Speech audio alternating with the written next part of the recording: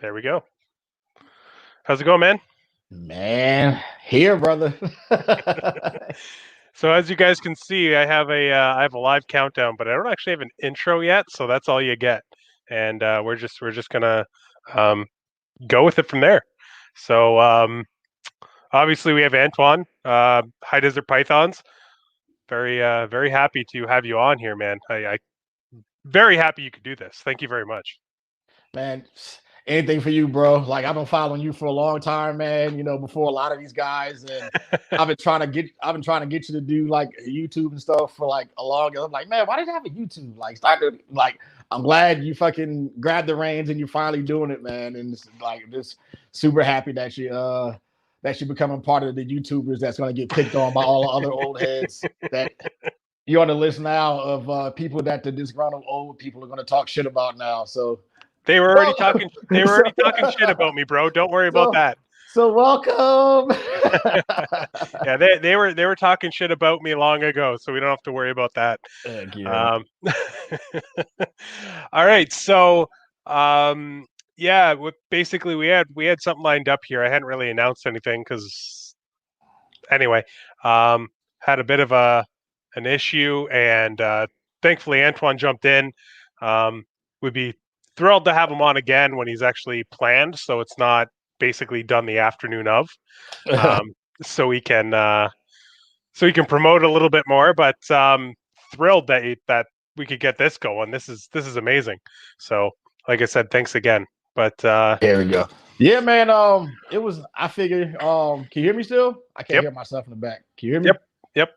Yeah. For some reason, I can't hear you. Oh, that's weird. That's kind of crazy. Can the people in I got no audio right now. Chat hear me? Say something. Yo. Nope. Hold on. Let me see what's going on with this. All right. Give me a second. Chat. Tell me if you guys can hear me. Maybe it's something on my end. Yo. See? Yo. Yeah, I can. It's I saying can hear I got you audio, fine. but I got nothing in my ears. Weird. Oh,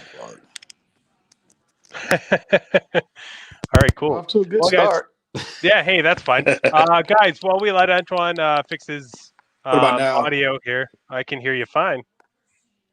While we have Antoine fix his audio here, why don't you guys? I'm gonna go out and come back in and see if that helps. Drop some questions in the chat for us both. We have something that we are planning on talking about extensively, but that doesn't have to be the only topic we chat about. And just to kind of give it away, we're actually going to go on a little deeper into the whole artificial insemination thing that we discussed on Monday on the MC podcast. Antoine's actually the one that brought it up. And yeah. All right, cool. What about now? Can you hear me? Can you hear me? Good. Boom. I don't know. Awesome. It wouldn't be a good podcast if we didn't have problems, man. That's just how it goes. Yeah, that's how it is nowadays, man. But basically, yeah, while you were fixing it up, I just sort of let everybody know what our kind of planned topic of conversation is, and let everybody know if there's any questions or whatever, drop them in the chat now, and we can sort of circle back to them when we're done, or if we want to take a break or whatever. So did you get to read the article I sent you or skim through it? I didn't, unfortunately. I got home and then a package had come in the mail I'd been waiting for, and it was a big, long story. But basically, a good friend of ours, Pete, who I think is in the chat right now, sent my wife some X-Files memorabilia.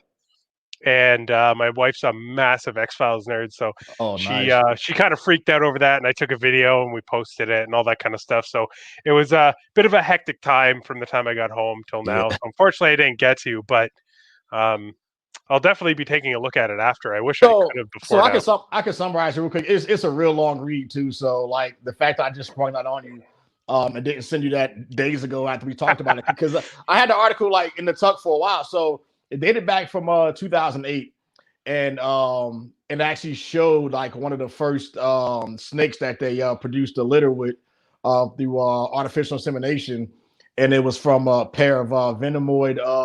I want to say they were puff adders. Oh wow. Yeah, so the guy had like the litter in his hand and things like that too. And first they were talking about just doing different, looking at different animals that already did that, like cattle and stuff like that. Like most of the time, if you've ever been on the farm, you see people with the big arm sleeve and they're Yeah. injecting, the cattle and things like that. And then they were talking about they also do it in birds too. But the way they do it in birds, I guess they actually take like these little pipettes and like suck the sperm. Not doing that. Yeesh. I don't know. Ugh. I don't know. No, thank you. Yeah, if you if you told me, hey, here's the kit, and you get to keep this sperm from this $50,000 ball python, and you can have it. It's like a triple recessive monsoon clown pie. You gotta wrap your lips around this thing. Nah, I'm good. I'm good. So I'll get there the long way. Thank you. for real, right? So we started talking about if that became like a easily accessible thing where you could like collect and sell and ship and manufacture the way you can with other stuff. How would that impact the breeding ball pythons in the industry that as we know it? So like I think we talked about it on Billy's podcast, and he kind of touched on it a little bit, but kind of brushed it off. To me, it seemed like he didn't think that's something that would happen anytime soon. I mean, which is valid, but it's not something that hasn't happened before. So that's why I brought it up. So if we did find a way to streamline it and make it affordable, how that affect us? And so that's kind of what I wanted to kind of talk about today. And even though it's right now it's a hypothetical, it's still a possibility. Yeah, for sure. No, it's definitely a big thing, and I think when it got onto the podcast, it kind of got sort of pigeonholed into the idea of just buying sperm from somebody else, and that's all that was really discussed. And then when I brought up the idea to Billy of, you don't have to do it to sell it to others. Actually, you could actually use that to improve your own collection with your own animals. Right. If you have a male that say doesn't want to lock, or a female that just really doesn't like that male, like there's a lot of other potential avenues to make use of artificial insemination of ball pythons and actually have it be useful. Right, because like right now, I got a sexually mature yellow belly desert ghost male. Like I popped him, he's got like big purple centipedes ready to go. He's got like excess sperm when you pop him and things like that. I have like 6 or 7 different DG combo females right now in like hets that I'm trying to breed him to. He won't touch any of them. You pull the tub open, you do all the tricks. I'm like, put them there with other males. They spar a little bit. I've done the sheds. I've sat there the other day, like if you probably saw my Insta story, I was like smearing other male snake sperm on the backs of other nothing. Mm-hmm. So situation like this where all the females they got 15 millimeter follicles, everything else is perfect, and the guy's just sitting there like this, like he's like at the 8th grade dance. He's like, ew, a girl, So it's just so aggravating. Just pushed as far up into the front of the tub away from the female as possible. He's just like, yeah, like she kind of threw him over there. It's like, look, that's your side of the room since we got to be together, and that's it, So, oops, that is not what I wanted to post up. I wanted to post this up. So, I'm drinking a twisted tea, and Kathleen asked if that's what I was drinking, and I'm actually drinking that on purpose because you're accidentally the person that introduced me to that whole fucking thing just from your posts. So it has just been hours and hours of entertainment. So I just thought that would be a fun thing to drink. That's all that was. Did you see the guy in DC with the load bearing vest that has all the twisted tees where like magazines and grenades should be? That's fucking awesome. So man, it's so crazy, man. Can you imagine like your brand accidentally going viral like this and kicking ass and it's all free? The funny thing is though, I've seen so many memes about Twisted Tea being like, so do we lean into this or do we just ignore it? Like, For real. That guy, they should at least find that guy the way they found the ocean spray guy and like Oh hooked him yeah, up with like a bunch of it and a bunch of yeah. crap too, man. He deserves it. Fuck. Dude, I didn't even know what Twisted Tea was, man, until that came out. I'm Oh not a really? big drink. I'm not a big drinker. No, when I was active duty in the Marine Corps, man, I drank a lot. And over the past maybe 10 years, I'm really not a big drinker. So I never heard of it. I know what like Mike's Hard Lemonade is and stuff like that, all those other like fruity drinks. But I bought a couple the other day just to make that post of like putting it on my lap saying I keep that thing on me, but That's amazing. it's pretty disgusting. But somebody said you got to do like the flavor one, like the peach or like which one do you have? That's the peach for sure. You Yeah, got to do yeah, that. You got to do the peach. The regular yep, one tastes like bleh. yeah. It tastes like ass. Yeah, that So that and the raspberry are pretty okay, but the yeah, normal one's okay. dude, I got this. I'm gonna turn this heat off in this damn room, man. This freaking heavy. All right, It there it was is. it was funny because I was running a little bit late. That's why I didn't send you the link for the thing until like Mhm. 12 minutes too.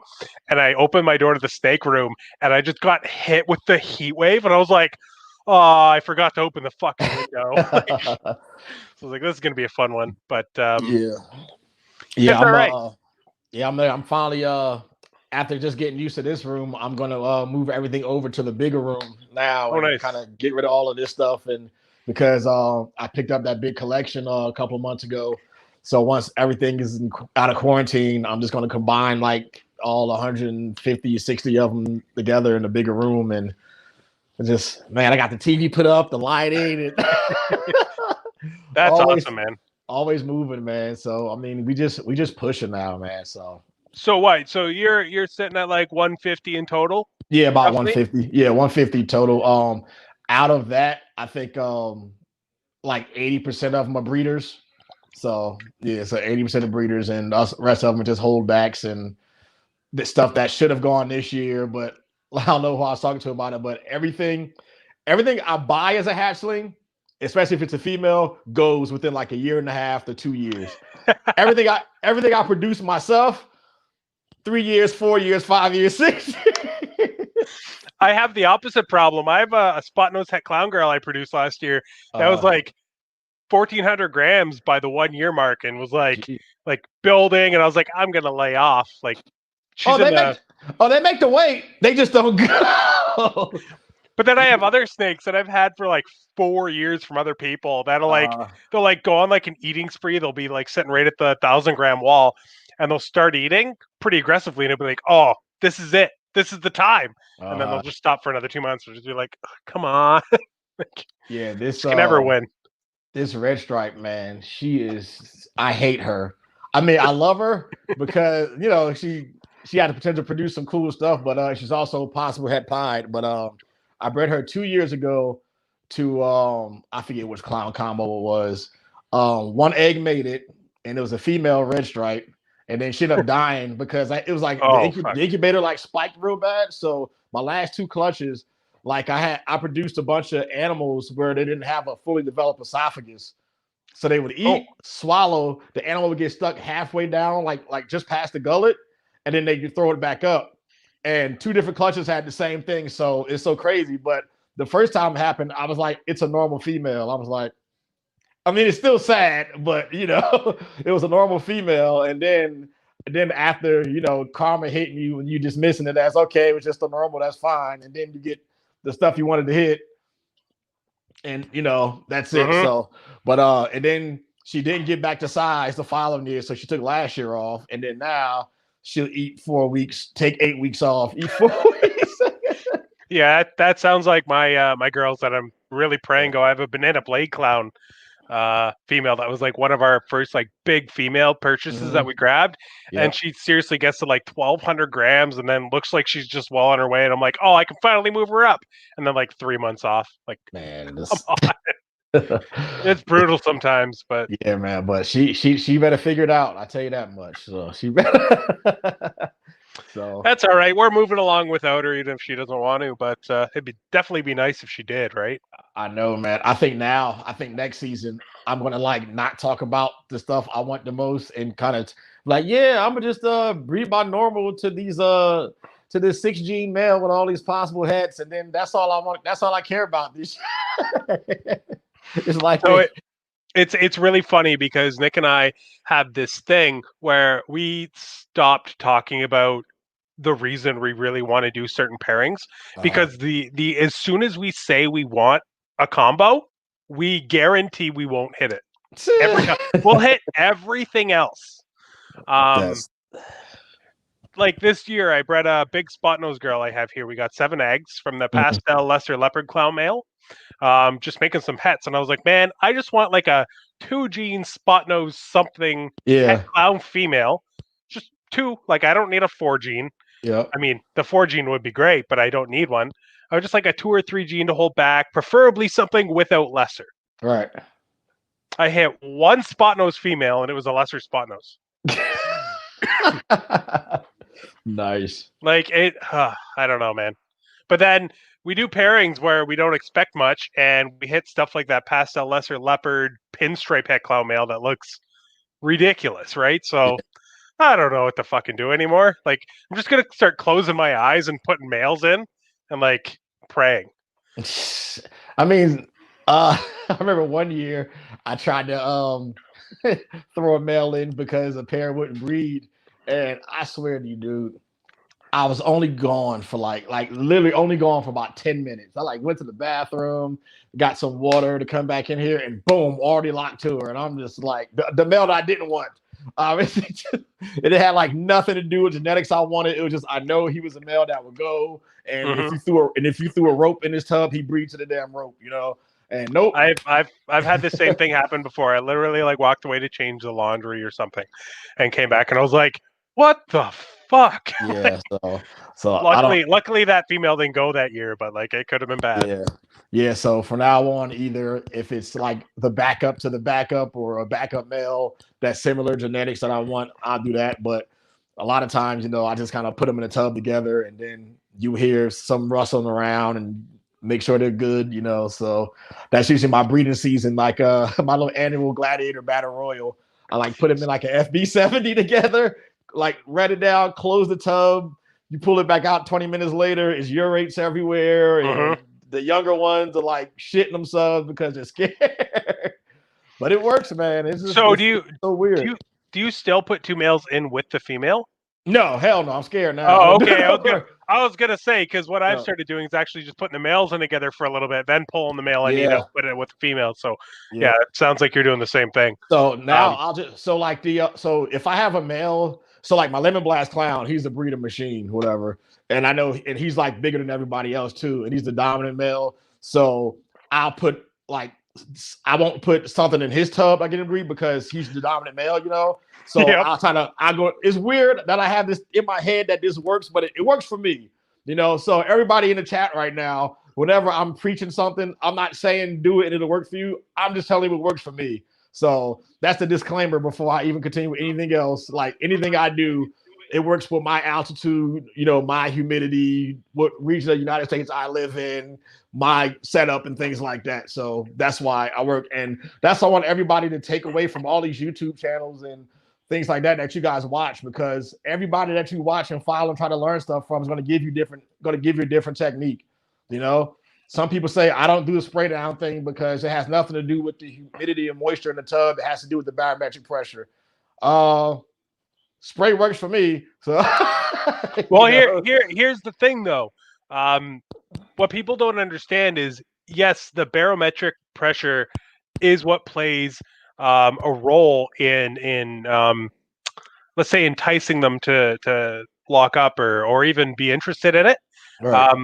But when you spray down a tub, even if you have ARS or whatever you have, you can trick them into thinking the pressure is raised for a short period of time, and that's all you're trying to do. You're not trying to make them think the barometric pressure has gone up or down for any length of time. It's only for the next 30 minutes, 40 minutes, just enough to like turn something in their brain and go, oh crap, I should be doing something, right? That's all you're doing. So what you're doing is you're actually increasing the pressure in that tub for a very short period of time to try to entice them to do something that they're apparently not doing on their own. So that's all that is. Yeah, and then My cat's trying to get into the hedgehogging friggin' cages. Holy, jeez.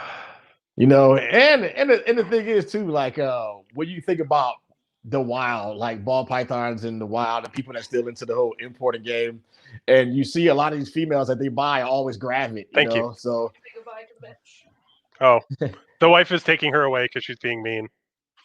that that's a pretty cat. Is that a Maine Coon or No, something else? What is it? yeah, that's a purebred Maine Coon. That's Nice. grabbing. Yeah, Yeah. that's like the only breed of cat I'm not allergic to. So like Oh, cats, really? yeah. Somebody told me they were like hyperallergenic or something like that. But yeah, I'm like definitely allergic to cats, but I could be around Maine Coons all day and nothing. So There's something else, man. We got very lucky. We got our girl from Mordex Ball Pythons. I don't know if you've okay. ever seen me Yeah. promote them. I had the one YouTube video at their place and stuff. Um, they were breeding cats for a while, and they kind of slowed down when they got into the ball pythons, just because it was a lot to handle all at once, I imagine. But we got the last kitten of their very last litter of purebred Maine Coons ever. Oh, nice. Yeah, so she was the runt, and we actually like weren't planning on getting one at all. But she was just like, "Hey, like, I don't want to let the second last one go until she's gone. You know, Yeah. are you interested?" And we were like, "Yeah, I guess." So we ended up with her because we have a lot of cats. I don't know if you know, but Oh no, I didn't know that. yeah, no, we have Yeah. 4. So I'm a dog guy, but when these two finally get old and die, I think I'm gonna get a Jaguar and a Maine Coon. They go like man, the crazy guy with the if you want man. a big ass Maine Coon, get a male and get Yeah. a purebred because they Uh-huh. get not only do they get big. I mean, the females and the males both get very big, but the Uh, males get those giant jowls that you see on all yeah. the pictures online and stuff. So they're Man, those things are like majestic, man. they Oh. are. Yeah, my wife actually posted a video of her yesterday. She jumped up on my bar and she's just sitting there with her head up and she's just like looking around. It's just the most majestic cat. Man, But that's yeah. Anyway, kind of went off the rails there a little bit. man, we got time. That's very true. That's very true. Shit.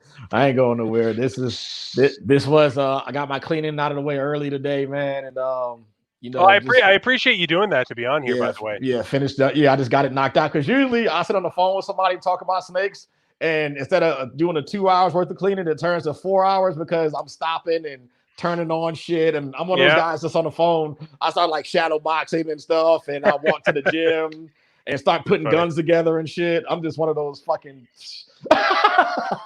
See, my problem is if I talk to people in the snake room, I'll be like, "Oh, hold on, real quick. I'm going to switch this FaceTime and show this off to you." Oh, hold Yep. on. By the way, I'm going to show like. So I do the same thing. Just not. I don't Yeah. have a gym or guns. Yeah. So Crazy, man. It's fun, man. When you finally come to the States, man, you got to come visit, man. But the rule, I told everybody if they ever come visit the facility. So when everybody could travel and Billy visits all his Patreon people, I told him, okay, make sure you got your workout clothes with you. so, I have no problem with that, man. I'm so down. so that's what I told Cusco the same thing because we're trying to get something together when he comes out. I'm like, all right, man. I know I've seen you handle a few people at some reptile shows, so I'm not gonna go easy on you. On Brian Bartek's podcast, he was on with MJ. I Yeah. told him I'd beat him up. So I love Cusco. He's one of the best dudes in the entire world. He's So super dope, man. Yeah. yeah, no, he's a real nice guy. I got a couple of girls from him right behind me here, actually. Two pastel het clown, pastel clown hepides, and then the pastel enchi clown hepide. How many snakes do you have? Oh man, here I think I have 110, Mm-hmm. including the hog noses, probably 125, 130, and then Nick has another 60 to 70 at his place. Okay, so you So guys just have collections at your different places, not like a shared facility. no, yeah. So Okay. this is basically my spare room at my place. Okay. I am maxed out on space right now. So this No incubator, bullshit. You can add stuff on top of. that's what I'm getting at. So this incubator is being kicked out. We just bought a Cornell. Well, we didn't just buy it. It's showing up next week. We got a Cornell's World incubator Oh, that's the nice. same as the one that Billy has, just a Mhm. smaller version. So when that gets here, we're going to move that to the other corner. And then this is going to go full height, and we'll have another full height one at Billy's or at Billy's at Nick's, Mhm. and yeah, so we'll have around 84 breeders because we have one rack that has an extra level and one that's the full size. So Gee. um yeah, it's gonna start exploding soon. This year we're actually gonna start looking for a place for all of our stuff because it's getting out of hand. Yeah. So the house I'm in now, it's essentially like a DIY house. Like I don't know if you've seen it like on a video. So whoever owned it before I moved in, they like added a bunch of extra stuff onto it. That's why like my garage is like a 40 by 20 and there's like a room in between there and the laundry room that's nothing's in there. So I'm making that like my weight room. But there's another 2 bedroom house that's attached next to me that Oh people shit. just doing a 1 year lease on. And I talked to the landlord and I was like, hey y'all, what if I turned that place into like a reptile facility? She was like, you know what? I give you like 30% off of the rent. Just take it because I don't want it to be empty, and then you can do whatever the hell you want with it. So, so, That's pretty so, badass, man. so that's gonna be dope, man. So, yeah, and a couple of friends of mine who wanted to invest in my indoor gun range before all the COVID stuff happened. He wanted to kind of diversify his portfolio. And he was like, well, if you're not going to do the gun range thing, I'll just give you like a bunch of money to go towards your reptile business. And I'm like, don't tell me that. I was like, all right, I'm gonna need airfare because half of it I'm gonna go and walk through Justin's racks and then so Thanks, babe. yeah, man. So that's the plan for 2021, man. I'm just, just keep every time I get comfortable with something, I end up like moving. I can't stay still, man. And partially it's a good thing because that means you're doing better and the money's where you want it to be. And honestly, man, I owe it all to being on YouTube and like up in my social media because like even with I had 8 clutches last year, just 8, and everything sold, man, just like that. I reveal a clutch, boom, I get messages, I get calls. Hey man, what are you gonna let go? All but this. All right, I'll buy it. Done. So and That's amazing. That's actually one of the reasons that we want to get on YouTube. We have an awesome following, and we have some really cool customers that buy a lot of our stuff. Um, but I've noticed that people that have their snakes like on their YouTube and stuff like that, you can see the clutch cutting it. For some reason, people just it's that goes a long they're way for buyers. Is what right. I'm trying to say. Right. See, and like they're attached to it because like I remember when Jessica Belka hatched the G Shot Mojave Clown. The thing is on like his second clutch now, and I remember when it came out the egg. You know what I mean? So like I felt like I watched that thing grow up. You know what I mean? So Yeah. and I think a lot of people feel this. People still hit me up about like clutch 1 and clutch 2 from last year. Hey, how's the even though it was not nothing crazy. Hey, how's those cinnamon lemon blasts? And I'm like, well, I can call my customers and see your new picture. Boom. You know what I mean? And like, cause a lot of people always ask me why what separates me from everybody else in my area that's like on the same level with the same amount of clutches and the same thing is because that like I have a relationship with everybody I sell a snake to.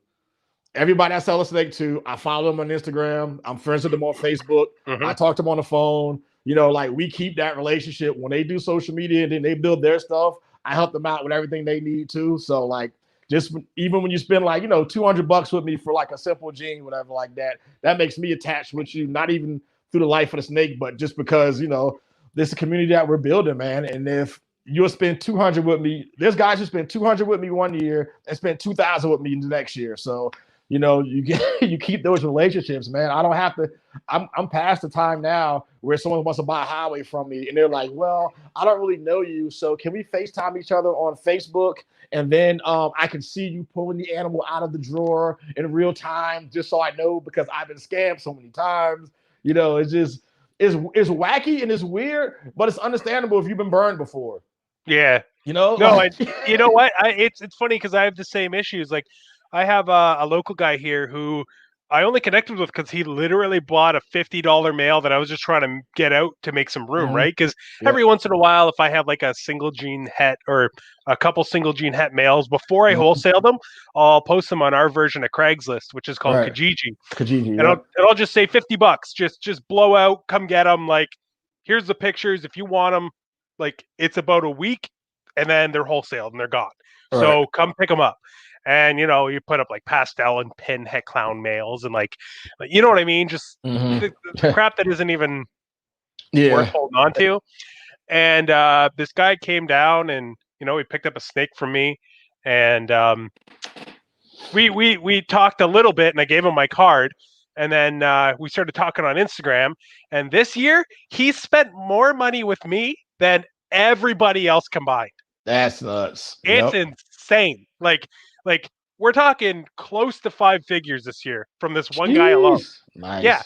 So like I I cannot stress enough how important it is to um, treat Establishing the every customer. rapport. Mm-hmm. Well, yeah, treat every customer just as important as the last one. $50, 5 grand doesn't matter. Like all these people want to be part of the hobby in one way or another, right? So you got to give them your time. Yeah, and I got so much shit last year for that video that I put when I was counting down the most annoying types of customers, But Man, I had to make sure, but I let people know that they still get my attention.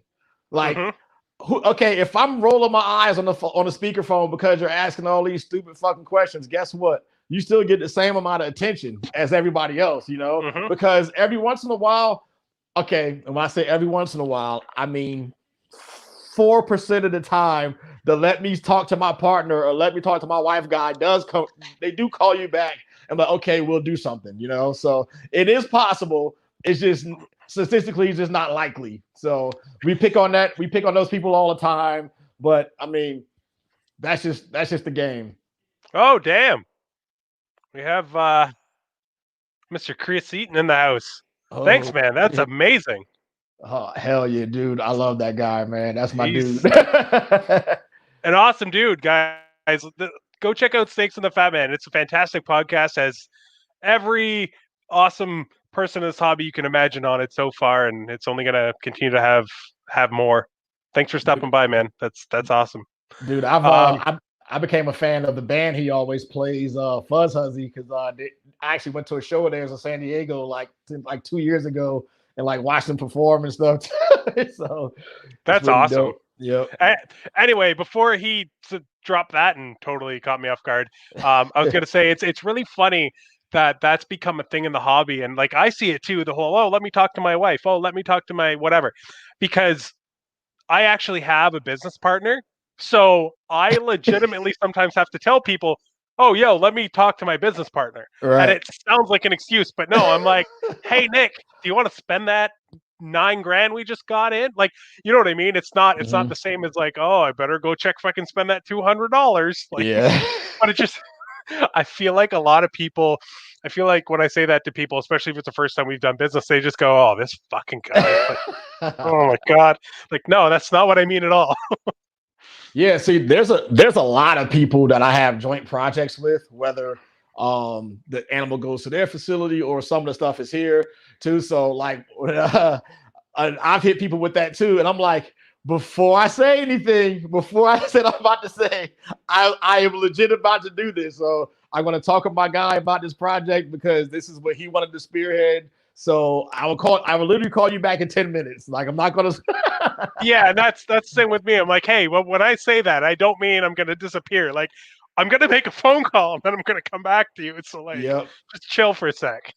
Dude, I have so many joint projects out there like across the country that when I get a hey man, you got a box coming your way and I got babies, I'm like, what the hell is this from? Oh yeah, remember like 2 years ago when like you sent me $500 for that mail? I was like, I did? Oh, okay. I feel I like I'm can't. the same way, and I feel like it's gonna start Yeah. because I do the same thing. And like a buddy will be like, "Oh, I need to buy this animal for my projects, but I don't have enough money. I need an extra like Mhm. $600, and I only thought it'd be 1,000." And I'll be like, "Well, why don't I give you the $600? Just give me half the Yep. first clutch." And they're like, "What?" I'm like, I don't give a fuck. Like, if it'll And help you out and it yeah. helps me out, go do it, dude. Like, So here's the money. I don't and fucking care. that's also an important topic too that I want to get through. That's people in the chat and people that's going to watch this in the future too. A lot of people see like these singular breeders, and what they don't hear is that they assume that their whole entire like empire is built by themselves. Everybody does joint projects. hmm Name a breeder. He or she's done a joint project with somebody, whether they have the snake there or elsewhere too. Like, I mean, it's helping each other out, man. So if you think you're at it alone, you're not. But what I will say is before you get into any kind of venture like this with somebody, you need to realize that, okay, make sure you know who you're dealing with. Like whether or not you're just not people you just see online and you've never seen them in person. Well, even if you've never seen them in person, if you have some kind of relationship with them, you know what I mean? And and just also realize too that you're dealing with animals. So animals are unpredictable. You don't know what's going to happen. Animals die. Animals get sick. Shit just happens. They lay infertile. They have infertile slugs. They slug out. You know what I mean? So you got to think about what's going to be the worst case scenario when you get into these projects, and you have to be willing to accept that. Like I've done projects with people where we spent 5-6 grand on powerhouse males, and the male just died. Yep. The male was like, you know what? I don't want to eat or breed. Deuces. I'm checking out. And then. So if anybody wondered why, while he was going over that, I just got up, grabbed a mail, and put it in, it's to drive home the point Antoine was just trying to make. That's a joint pairing. What I just did right there was a joint pairing. That was Billy and our male, a leopard desert ghost hip hide male. And I just put him to my big spot nose girl because leopard spot nose DGs are incredible. And I know Billy's not going to cry about it. So I know who I'm gonna be calling about a spot nose DG. So we actually have a few females here he's going to go to, and then he's moving over to Billy's. He's going to a pied, my big ivory girl that drops like 9 to 11 eggs every year, and then to that spot nose. So hoping to really up our DG game with that male this year. We got him from the JT auction. Oh yeah, from raising money for him. Yeah. That's cool, man. I've done quite well on those auctions. I mean, that sounds terrible to say because of what they were for, but hey man, they helped out though, So between that male and the Motley Clown that we got from Justin, man, like I'm a happy guy. We've got 2 major powerhouse males from probably people that wouldn't have let them go otherwise. What's your favorite morph? I hate that question so much because I can't give you a good answer.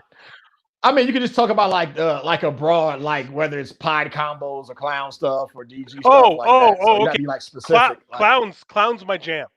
So it's funny. So we're doing a lot of clown pied stuff now. That's because clown was my thing. Pied was Nick's thing. Yeah. I've slowly pulled him over to the clown side while he's made me just dive into the pied stuff. Before I wasn't a fan at all. But I'm huge on clown. We have a ton of clowns coming up this year that are all going to breed first year. Like I'm stoked, man. If you ever see more than 3 posts without seeing heck clown somewhere in there or clown, you're probably not looking at our page. You're probably looking at someone else's. So, I mean, I love my leopard stuff, and I love my yellow belly stuff. So. If I had to pick a recessive, it's clown. If I had to pick a codom, it's either leopard or yellow belly. Yeah, I like the YB complex stuff. Like I'm a big asphalt person. But man, I just with a just simple 1 extra gene recessive, man, that yellow belly desert ghost, man, is probably my favorite snake that's ever been on my thing. It's just something about that guy. I mean, the big hit on him is that he's not breeding right now. He's like sitting in the corner, but like just to look at, like I sit there and stare at him. He must think I'm some kind of fucking weirdo, bro. Because sometimes, like, can you imagine seeing this big ass milk dog staring at you in your fucking tub after you wake up? It's fucking crazy, man. The yellow belly DG is actually why I did that pairing to the ivory, because no matter how bad the odds are, because so basically how it works is Billy and I own the male together. So any pairings I do here, he gets 25% of the clutch. Any pairings he does there, we get 25%. Right. So obviously our pairings aren't going to be that great. That's why I'm only doing 3 females to them. And then I'm moving them over there. But I just wanted yellow belly and Leo yellow belly hats growing up because yellow belly DGs are insane, man. Like, oh my God. Oh. Yeah, if these 50-50 yellow belly asphalt females prove out, man, I'm just going freeway DGs, super asphalt DG stuff, and just going crazy with it, man. So, I mean, asphalt's gonna be in everything. Like I eventually want to phase out yellow belly altogether instead of just going for freeway, just go super asphalt. Freeways, I love selling them. They sell great, but I've never kept back a freeway because I still don't want to hit like 50-50 stuff. Mm-hmm. So I'll do the asphalt stuff to everything non-yellow belly and keep those, and then like working on super asphalt stuff. So you know what I mean. But freeways, man, they've made me a lot of money the past 3 years. Yeah, you know what? It's really funny because Billy, like Nick and I, worked for Billy for a long time, and we've had a lot of possible chances of hitting freeways, including pairings with Billy himself, right? including to our Ivory, who should have made it way easier. Never once have I made a freeway. What? Never have I ever hatched a freeway. But even like this is going back to like before I was even on Instagram, like never made one. So I honestly believe we're gonna make some super asphalt stuff before we ever hit a freeway. Good. Yeah. So I personally I don't want to aim for any freeway stuff unless it like a means to an end and the freeway like the asphalt or yellow belly doesn't matter anyway. Yeah. We're doing our Enchi asphalt het pied male to a pastel yellow belly scaleless head this year. So I mean, some pastel Mardi Gras scaleless head 50% het pieds I'm not going to complain about because asphalt and yellow belly do the same thing in pied, right? Yep. But for the most part, I'm not going to go out of my way to aim for freeways. Like I could put that Enchi asphalt to the Ivory and make lots if I wanted to, and Mardi Gras, and they'd sell great. But that's not what I want to do. Yeah, like when I want to stick her to the yellow belly red stripe clown, and if I just happen to get free red stripe freeways, that's freaking het clown. I mean, I'm not gonna be too mad about that, you know. So I should say though that we do have 2 shots at freeways this year, but neither one of them are just freeways. One's pastel freeway combo, pastel. Oh my god, pied freeway combos, and the other's clown freeway combos. So I have 1 shot at both. And the funny thing is, they're about as far away from each other as they can be because my shot at pieds is a het pied to a het pied. It's the Enchi asphalt het pied to a pastel yellow belly het pied female. And then my other shot at freeways is a super pastel fire leopard yellow belly clown, which isn't ours. That's owned by Mordex. This is a joint pairing because none of the animals that we have even come close to that male, to our super blade asphalt / yellow belly clown. So one is head to head, the other's clown to clown. Yeah. So that's nuts, man. I'm very excited. That sounds like my odds with my possible triple stuff. I got that. Was it a 1 in 512 of hit? Oh my god! So I'm trying to hit. Hold on, I gotta cheat and look up because they're do that all the time. Like, wait a minute. They're right next to each other. So if I hit everything in this pairing off of it, it'd be super blade, super pastel, Mojave, genetic stripe, hypo clown. Yeah, there you go. Shit. Oh my god. Yeah. So I don't know how I'm gonna sort those things out, but whatever. But hopefully as the years go on, you get visuals out of it that you can put back to the, to the female and things like that too. So, and yeah, he grew up fast, man. I got that pair from Ernie from Infinite Scales, and the male, and I was like, don't say that too long ago, man. The male's like 800 grams, man. He's just a big giant monster. The female is like catching him, so. Yeah, that's gonna be a nice little project, man. There was a time you couldn't pay me to have genetic stripe in my collection. Like, it's really funny because I have openly shit on genetic stripe a lot, and I won't stop. But I'm starting to be like, maybe I should have held my tongue a little bit. Now seeing all the G stripe clown stuff, yeah, like I don't want to say it's useful, but.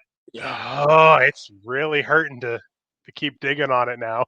Yeah, I saw the first. I didn't see the G-stripe clown first until I saw the Monarch G-stripe clown. Oh shit! And I was like, that's the G-stripe. Like, that's what I said when I saw the G-stripe clown. I was just like, that's G-stripe. Like, yeah. Oh, come on.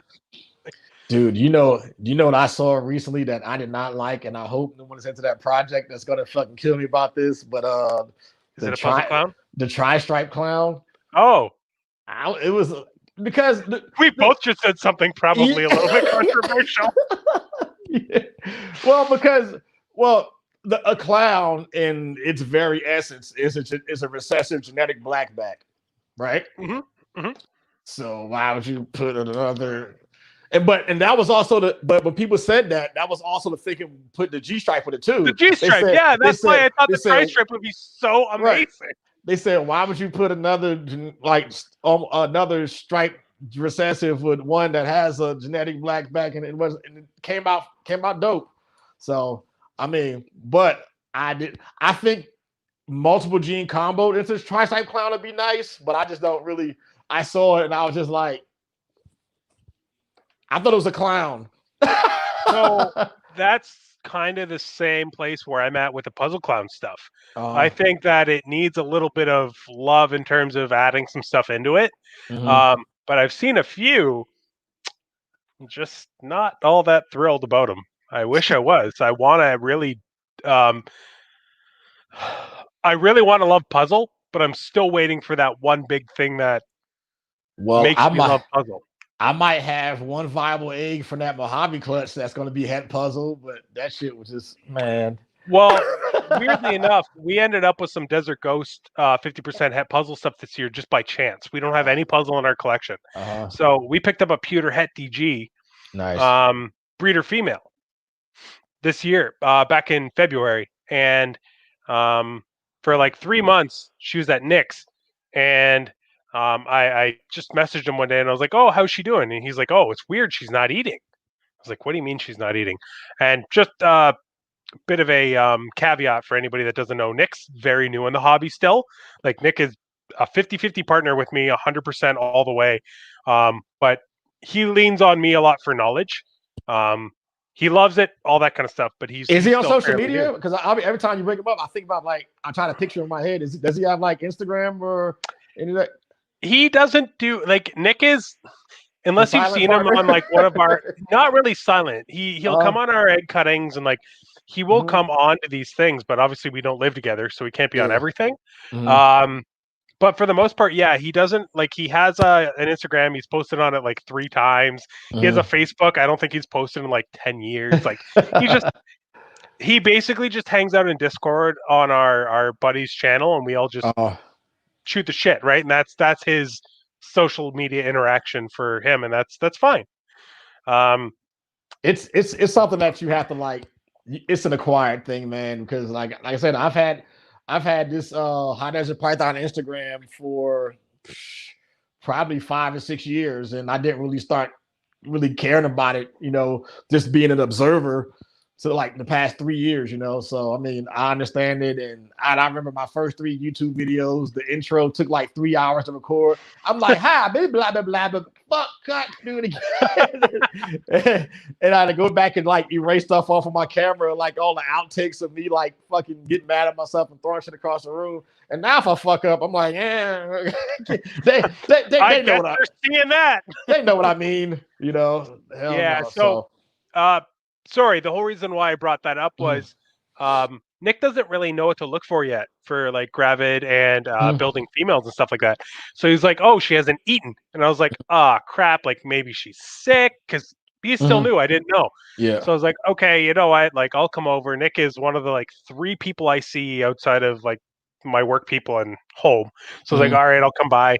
Um, so I check on her and she's coiling on the hot side of his tub. And I was like, that's okay. So I pull her out and I quickly palpate her.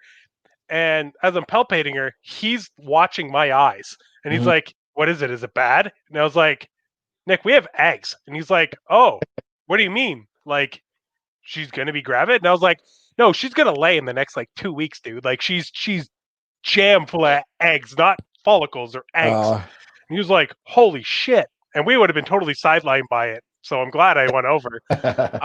So I very, very frantically messaged the guy and I was like, what did you pair this thing to? Because originally we were told she hadn't been paired that season. right. And he goes, "Oh, I put her in with a double het puzzle DG. I forgot to tell you because there was no locks." I was like, "Oh, all right. So we should probably just expect slugs then, right?" No, she drops 9 huge ass eggs. We uh, hit 5 desert ghosts in the clutch. Jeez. So you know for a fact that that was the yeah, Yeah. that's crazy. Um, so we got what did we get? Because Sorry. So it we was a ended up pewter, with right? Yeah. yeah, so we ended up with 7 so 9 big eggs, 2 went bad. That's what it was. Sorry. I thought 1 went bad and I was trying to figure out what the last clutch animal was, but 2 actually went bad. So we ended up with uh Cine and a pewter 66% het DG, 50% het puzzle. Then we hit a DG and a pastel DG, 50% het puzzle male, like Gee. or males. Mm, And then we hit 1 cinnamon and 2 pewter DG 50% het puzzle females. jeez. Yeah. So about as good as things could have gone for us, Hmm. right? And then we dealt with Will Morose, who posted one today because he owns all the females because that guy gets in your head. That was scary. No, serious. Like, I'm being completely serious. Like, I told everybody there was no chance we were selling them. They were the first DGs we ever hatched, and they were incredible. I was like, under no circumstances are these for sale. A Right. week later, he had them in his collection. That dude is something else. Yeah, that's why that's why sometimes I don't tell Miguel all of my stuff either because he only lives like an hour and a half from me, well, even closer than that. And I'm like, yeah, man, I got a whole clutch of double het ultra male clowns and leopard ultra. He's like, all right, I'm gonna come get them. Well, I'll tell you what. You next time you see him, get an extra large shirt from him. I'll send you the shipping, and you send it to me because for some reason, no matter what I do, even when I send him ketchup chips, I can't get a goddamn T-shirt. So, All right, I'm gonna go pick up some chip from his brother tomorrow. So I hit him up and say, I'll freak it tomorrow. like, legitimately though, I'll send you shipping money. Like, I just want one of his fucking shirts. I'll pay you for one of yours too. I just want like I've been waiting for an AEP shirt since September 2018. Well, see, the way I got mine, I got a white one and a black one. Is I went there and picked it up myself. I was like, Honestly, at this point, I think I might yeah, have to. So, yeah, we had to pull up on him, man. I'm like, hey, man, give me my shirt. All right, let's go. So yeah, it's but it's freaking nuts, man. I just you know what? Like, I don't talk to Miguel a lot, but that guy is one of the most solid dudes. Like, I know a lot of people like to give him shit, but that dude is one of the most solid dudes that I've ever talked to.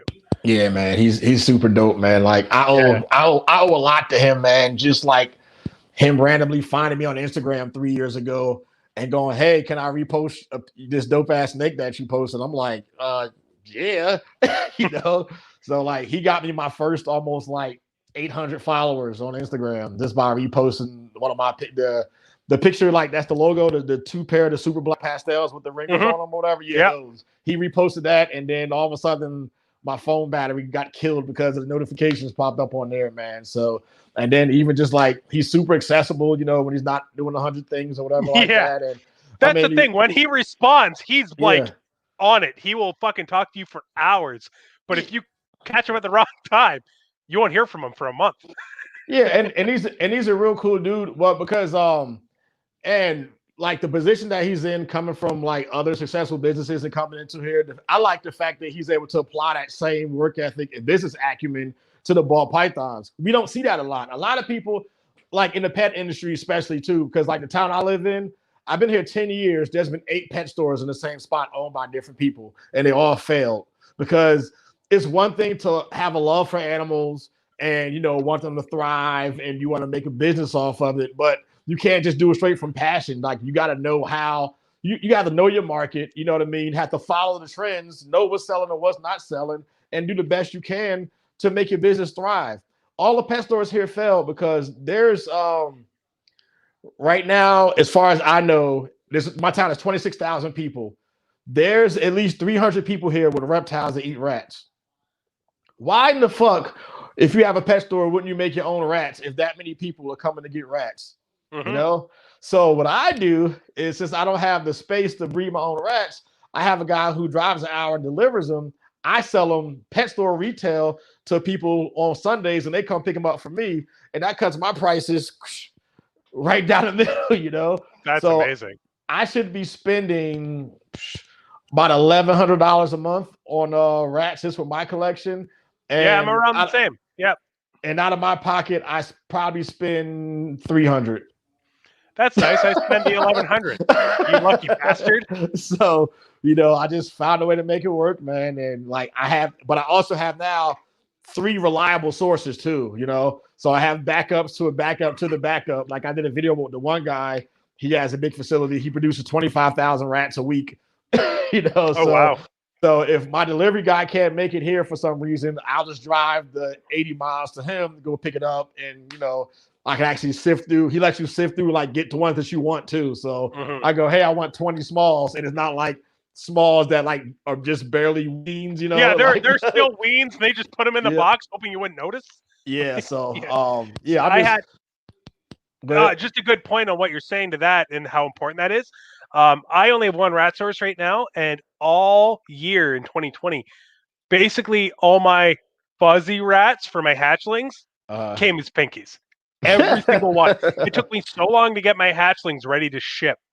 This year, oh my god, it was probably 3 times the feeding that I normally do to ship out animals. It sucked, and it was just because they were so behind. They had the animals that they were keeping, or the rats they were keeping back. I guess they were letting grow past the fuzzy stage because they needed the bigger sizes Right. more. Or I have no idea, but oh man, I'm finally getting fuzzies now. It's been 6 months. What's your minimum? Going on that? What's your standard to ship off a baby? Your minimum amount of like weight and what they're eating and things like that. What's your So it all depends on who's getting the animal first. Mhm. Because if I was sending an animal to say you, and I don't Mhm. mean with the export and all that crap, but like Yeah. if I was sending an animal to somebody that had your experience and your knowledge, my answer would change. Right. If I'm sending it to somebody who I'm not familiar with, or who I know is just going to keep it as a pet, I'm going to keep that animal till it's at least 130, 140 grams and it's eating consistently. Now, that said, I do have some friends that I will ship a snake after a couple of meals because I know that they can take it from there and do well with it. Right. Um, Kathleen, who's in the chat, Melusine Exotics, I sent her a box of snakes earlier this year. I sent her daughter yellow belly, het pied, posset lavender for free, just so she had her first snake that's hers, and then some stuff for her and her husband, John, or boyfriend. I might have messed that up. I apologize. And I had a leopard double het clown pied. No, it wasn't a leopard. No, it wasn't. I think it was just a normal. But I had a normal double het clown pie, 50% head hypo, male, and I had been talking to her long enough to know that, if something went wrong, she would take my advice and all that kind of stuff. So I just threw it in as a freebie. I just Right. included it in the package, and I was like, just so you know, this is coming. If you want it, great. If you don't, well, do what you want with it. But I trusted her enough, and also knew that she would listen to instruction well enough if there was an issue that there'd be no problems. But in general, I won't let a snake go until at least like 120, 130 grams. Yeah. Yeah. Most of the time I do like, you have to break the 100-gram mark, and I do 5 meals straight. Like, to me, you have to do 5 because I hate oh man, the snake I got from you isn't eating and things like that too. Even though there's other factors, especially with ball pythons, man, like why we pick a species that's the most finicky, the smallest little off, the species is too dog. They're like, nope, not eating. Yep. So me being at 2,500 feet altitude and then being mostly like dry, like it's okay. The humidity is so low here that fleas can't thrive here. Like literally, like fleas don't exist. Fleas don't That's exist amazing. out here. They cannot exist here. So if I send a double head clown pie or whatever to somebody that lives in Louisiana, that lives in Bayou Sorrel, Louisiana, where it's mud when you step out of the door and it's super humid all the time. That's two totally different, and it's a lower altitude too. It's below sea level. You think that animal's gonna act the same way? You know, I'm using the ARS tubs in here for these snakes, and then they put it in the tank or something like that. You know, Yeah. it's just so Well, many and different variables, man. So that's the thing a lot of people don't realize either, because when they think about it, they're like, oh, it's just going from a tub to a tank. It's not a big deal. That's not it at all. If you're shipping the animal, oh like there could be so many other stressors involved that you're not even seeing. Like yeah. a tub to a tank on its own is a huge stressor. They're going from a completely secure environment to glass. Like I would imagine that'd be jarring for anything. And then you're including all the environmental changes on top of that, which these animals are very perceptive to. Like so you got to last give them some summer, time. so last summer I sold a adult female fire pied to a friend of mine that lives in LA. So she's a stripper, she's a video model, she does like traveling, and she's like a print model. So this snake went to her house in LA, ate one time in the tank. A couple weeks later, did like 4 music videos. She got it plastered on her Instagram and her OnlyFans, so I've heard. And and Nice then cover. and then she goes, yeah, she hasn't eaten from me in like a month. I'm like, she's probably just fine, whatever, no big deal. And then she went almost 4 months without eating. And she goes, you should take the snake back and just see if it's nothing wrong with her. If you can get her to eat, take her back or whatever, and then we'll figure it out from there. So she gave me the snake. Still have her. Still have her. The day I got her back, put her back in the quarantine rack, because she didn't do anything I told her to do. Like, I look at her background of her videos. I'm like, hey, I told you 3 weeks ago to take that red light out. She goes, oh, you did? Yeah, bitch, I did. So you out. basically just rented your snake out for some porn. Yeah, essentially. So he's back here, and then so then finally, maybe 2 months ago, she goes, yeah, if you could just get me a blue-eyed Lucy, whatever like that, then we'll call it even or whatever like that. So I picked her like a blue-eyed Lucy male, like I bought it online and then sent it straight to her, and then so You I want a traded. $300 steak in So exchange for this animal? All right, I got bye. that thing $200 shipped. That's But amazing. I mean, but I told her that too. It was full disclosure, so I don't want to make it like I ripped her off or whatever like that. But I let her know, and she's like, "Well, I really didn't listen to what you said, and that was my bad. But you wanted to make it right, and he's doing fine, So This female right here, mhm. Billy had her for like 8 years, bred her a bunch, and sold her off to somebody that was just keeping as a pet. So she's an OD, Calabi. I think she's possible yellow belly too, but nobody ever tried to do anything with that. So basically, he kept her. Like Billy knows the guy he bought her off of. He was there when the dude cut the egg. He saw her in the egg, bought her from him, grew her up, bred her a bunch, and then sold her off to this person. And she had her for like 8-10 months, and it was like, oh, she won't eat, she won't eat, she won't eat. So I guess basically she just played at Billy's heartstrings and got him to sell it to her for like pet price, which Uh is legit like a third of what it should have cost. huh. Like that's a breeder size, like 5-6 gene calico OD female, right? Mhm. So he got it for dirt cheap. And yeah, she comes back to him. She's like, "Oh well, she's not eating. Could you take her back?" Blah blah. Blah. And he was like, "No, like I'm not giving you a refund for her. Like no chance. I sold her. I've given you advice." So Billy reached out to me and was like, "Hey, would you be interested in buying this animal for what she paid for it?" Absolutely. Like for the price you're offering it to me to, absolutely. So I took her, got her in a bin. Well, actually, sorry, Billy took her back because that was just convenient. Got her in a bin, held her for a couple weeks, and I went to get her. But 2 days, 2 days after he got her, she hasn't eaten in 10 months. She took like 3 small rats and has not stopped eating since.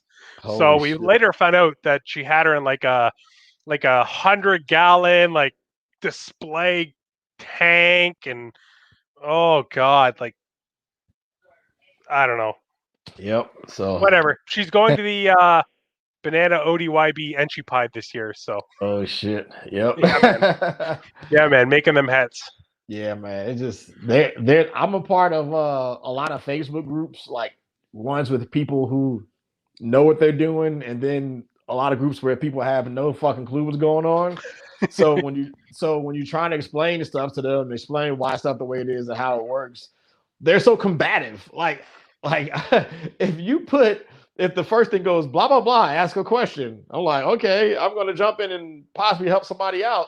And I'm gonna be like, well, your husbandry is terrible because like it's everything's dry in there, you know what I mean? Like the glass tank that it's in, it's dirty as shit. I can barely see the animal, and just all these other factors I'm telling you about. Like the rat you put in there is the size of a fucking puppy, and and you only got a 900-gram male, and you wonder why it's not eating, like all these things. And then they go to bite your head off, man, about stuff like that. But I'm like, dude, like take criticism and take advice. That the incubation issue I had a couple years ago, it was because I was arrogant because I posted a picture of my incubator, and someone who I respect in the game, who I purchased stuff from, was bought from me. He said, "Hey man, you got way too much flex watt in there. A little goes a long way." Did you have it up both far sides? Yep. So I knew immediately. Yeah. I knew immediately. I go, oh, this old motherfucker don't know what he's talking about and shit. So I had it so it was in the back and then going around the side, bottom, and stuff. Oh, it was in the back too. It was in the back too. Yeah. Oh shit. Yeah. But I had a real good fan system in there, but that didn't matter. So the old place, the incubator was on the wall that during the daytime the sun hit the front of the house. Now in the spring and summer, it averages here 110, 115 Fahrenheit. So so once it got hot like that, everything else warmed up too. So that time when those two clutches failed, I walked in there and I had the thermometer in the thing, and it said 109 in the incubator. Oh shit. Yeah, so that was the same year I lost the whole clutch. It was a VPI Axanthic bred to a fuck. I think it was a GHI head Axanthic. Yeah. So yeah, that hurt. So all the eggs failed. They essentially cooked. So I got a question for you then. Did you have anything in the incubator when that spike happened that did make it? Like that was totally okay. No, Nothing, eh? no, okay. Because I know you said you had a few clutches that were late term. That that following year, once I removed the tape out, I still didn't realize that keeping it on that back wall was giving the spikes, and those last two clutches ended up having problems too. Because the thing about the two of them, it was always the same time of year, so it was always like either late July, early August when it's the hottest here. And that was the thing. So then once I moved it and everything else, and I haven't had that problem since. And I took all of that stuff out of there, and now the incubator's fine now. So it was just, I mean, you learn though. But I should have, if I would have listened the first time, I wouldn't have had a problem. I would have lost some GHI Axanthics. Yeah, and I'm sure. Like, when was that? This was 2016. Yeah, so a GHI Axanthic in 2016 isn't a fucking small deal, man. Like, yeah, so that's fucking pretty big. Okay, I gotta fucking run to the washroom, so I'm gonna throw this on my phone so I don't miss any of this. But I just posted a question. I don't know if you can see it. Okay. I see. Yep. Ball Morphix. Yep. If you had $20K to spend, what would you spend it on? Boom. All right, I got you. I'm gonna watch it. Okay. So today, so what I have right now, if I had $20K to spend right now, I'd probably drive the 4 hours up north and hit up Freedom Breeder and get a couple of more racks. So I love those 1040 style racks. All of my friends have those, and I actually have the tubs of some of my some of my PVC racks. So I get all the racks I need right now. I get probably two of those 1040s, add another stack to both of those, and then maybe get two of the large Sea Serpent style PVC racks to hold the V18 hatchling tubs. And I probably get those from my boy Jonathan at Bougie Pets. He's like in Fontana area. So I take care of my racks like that first. and there's a couple of projects I want to get into, but I'll probably go the double recessive route too. So I'll probably pick up some females, some sunset puzzles, probably some sunset lavender stuff. I want to do a lot of projects now. The next coming year, I want to spend money on sunset stuff, but I want to keep it to where I can kind of brighten it up, where it's a lot harder for it to dull out too, you know. So I want to get into like sunset lavender, sunset albinos, things like that. So just I probably max out all the rest of the money on high and female. So let's say if I get those two freedom breeder racks, I say about $3,000 a piece. So six. So with the extra, maybe that's 7,000 there, and then on the hatchling racks, that's only probably another extra 2,000 right there at the most. So that's 9,000 right there. And then with the other 10,000, I'd probably take a plane ticket to Georgia and hit up Justin and go through his racks and grab some stuff. But in particular, DG stuff, DG enhancer stuff, and yeah, DG enhancer stuff and sunset stuff and females too. Like if I can start over, I would probably my female to male ratio probably would end up being probably 10 or 15 females to one male. But yeah, just some more equipment to line the walls of the bigger room and get into a lot of double recessive stuff.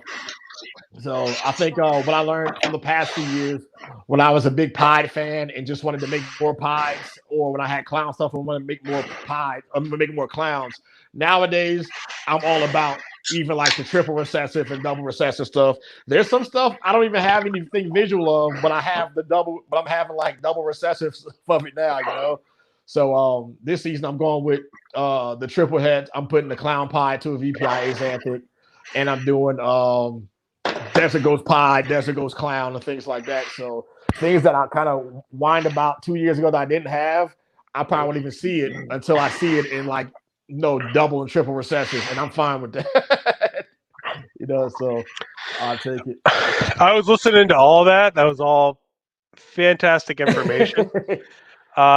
Max wants to know how he gets shirts from both of us.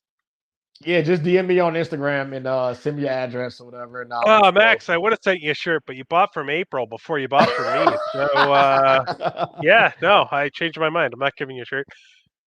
What's Antoine's favorite crayon color? Okay, so the backstory about this, right? I actually didn't. I thought this was just a shitty question from Tom. I didn't know there was a No. backstory. So Tom is prior Army, right? And I'm prior Marines. So even though we're all part of the United States Armed Forces, we all talk shit to each other. Oh, for sure. Yeah. I mean, we rag on each other so much, but it's like living with your brother, you know. Even though you talk shit to your brother, no one else can, you know. So oh yeah, you'll fucking stand up for him and punch somebody else in the face in a heartbeat, kind of thing. So Marines, the stigma for Marines is that we have a stigma of being a little bit off and slow and a couple other things too. Because one, who the fuck is this dumb to join the Marine Corps when every other branch makes the same amount of money as you do, but you're off with the worst equipment. You're getting dropped off and play. You're the amphibious team. You're the first one to go. You got to be ready to deploy on 24 hours notice and stuff too. And when we're out in town, we don't make the best decisions, So they call us the crayon eaters. So, so with that said, Tom, my favorite flavor is blue. I love the way blue tastes, man. It's just like blue Kool-Aid and blue Mountain Dew. I mean, a blue Gatorade. So it's blue. I didn't even read that it said flavor. Yeah. I just saw the start of the question in red color and thought Tom was just being a dick. So shout out to Tom, man. We no shout out to Tom. Soon. Fuck Tom. Get him off the screen. Tom's the homie, man. Fucking Tom. Fucking Tom. I swear to God. Get out of here, Tom. So, I like this one. Mr. Pete. Tell me more about the ball python sperm plugs I keep hearing about in Facebook comments. Okay. No, it's really funny. I don't know if everybody's aware, but ball pythons don't have fucking sperm plugs. It's a term that's used as what it should mean is that they're producing sperm. Yeah, so a lot of people. When you pop a male and the Mhm. sperm comes out, people are like, "Oh, it's got sperm plugs." No, it's just producing sperm. That's all it means. Yeah, they just have internal ejaculation. Like even sometimes when they're courting and trying to mate, sometimes a male ball python could even like lay on top of a female. She's like moving her spurs, and he's moving his spurs, and he can like, well, for lack of a better term, bust early before he before he even gets it in, man. That's why you want more than one lock, guys. Been there before. So I mean, if we're gonna be honest, if This we're is gonna the be best honest, live ever. if we're gonna be honest, I've been like, oh man, finally, man, I've been doing this. I've been trying to get with her forever. Oh man, I got a cramp. Oh cramp. I gotta find some orange juice. I gotta go home.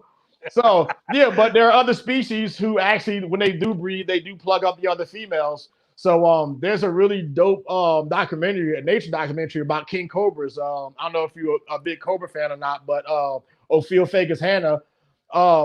There was a scene where there was two competing males trying to vie for a female, and they do the whole like up and they like bang heads and necks, and they have like this gentleman's bet where they won't bite each other because a king cobra can envenomate and kill another king cobra.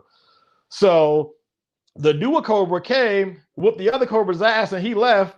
And then the cobra went to go breed with her, and then somehow they know that she had sperm plugs in.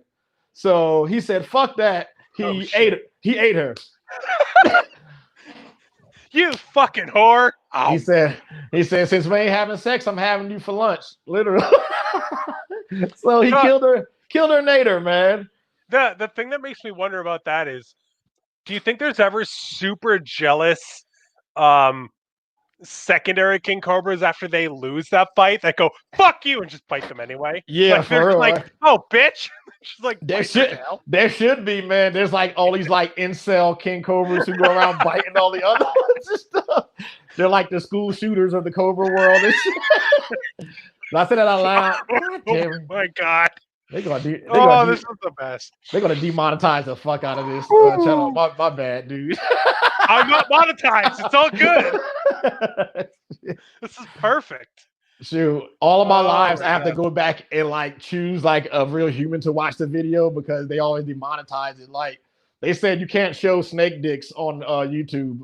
And I'm like, it's for educational purposes. I'm showing you how to pop. Oh, that's it? Watch the video, idiot. Yep. Oh, these comments are fantastic.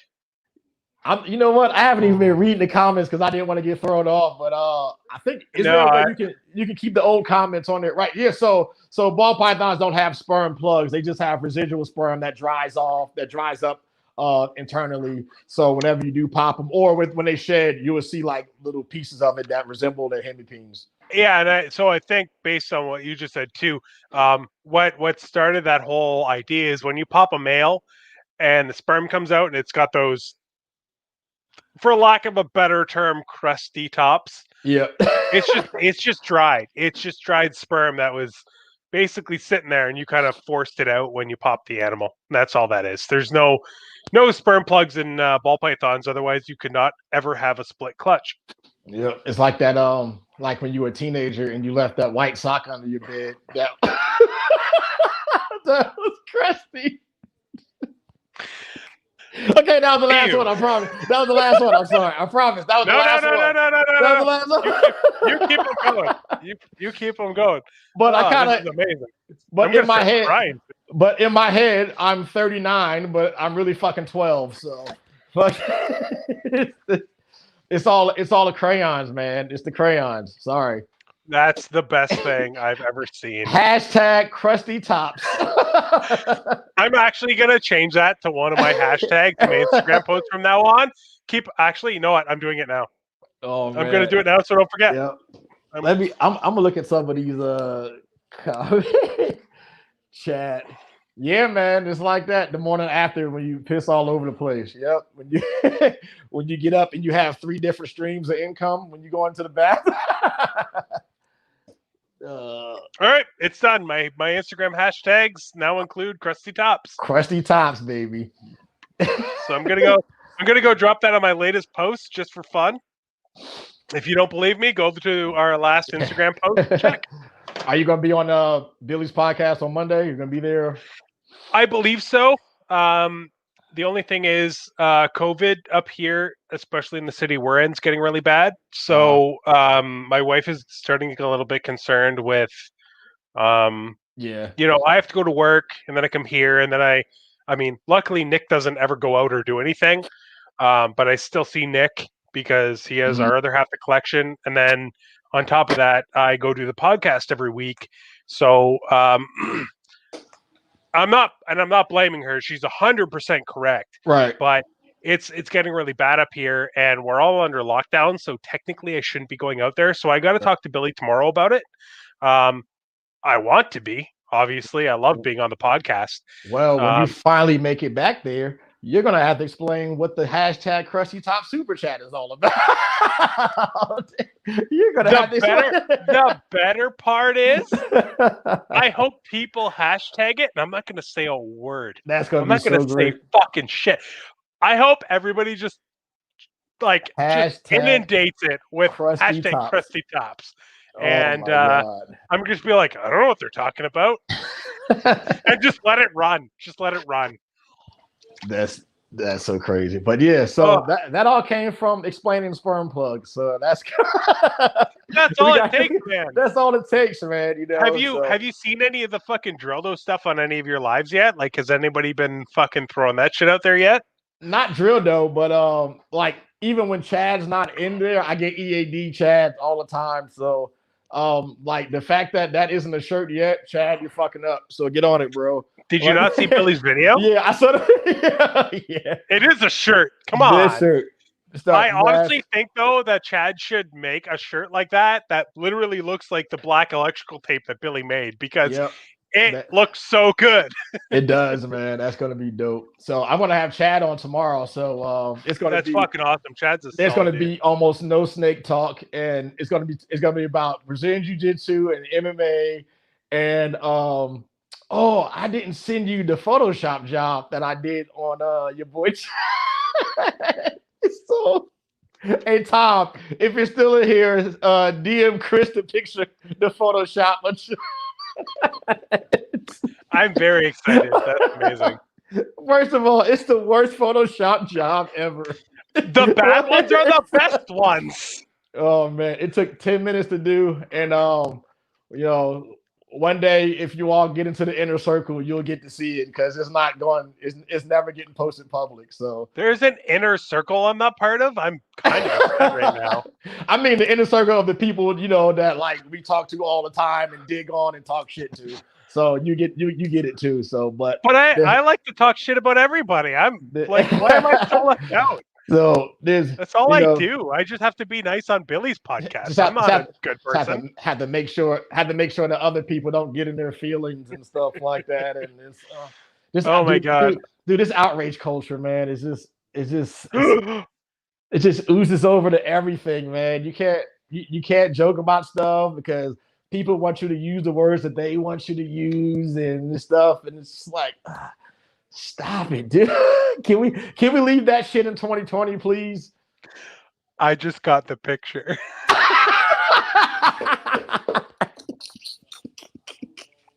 Holy shit. Oh man. Oh, this has been the best live I've ever been a part of. Thank you. Oh my god. Wait, so did you make that? Who made that? I made it, yeah.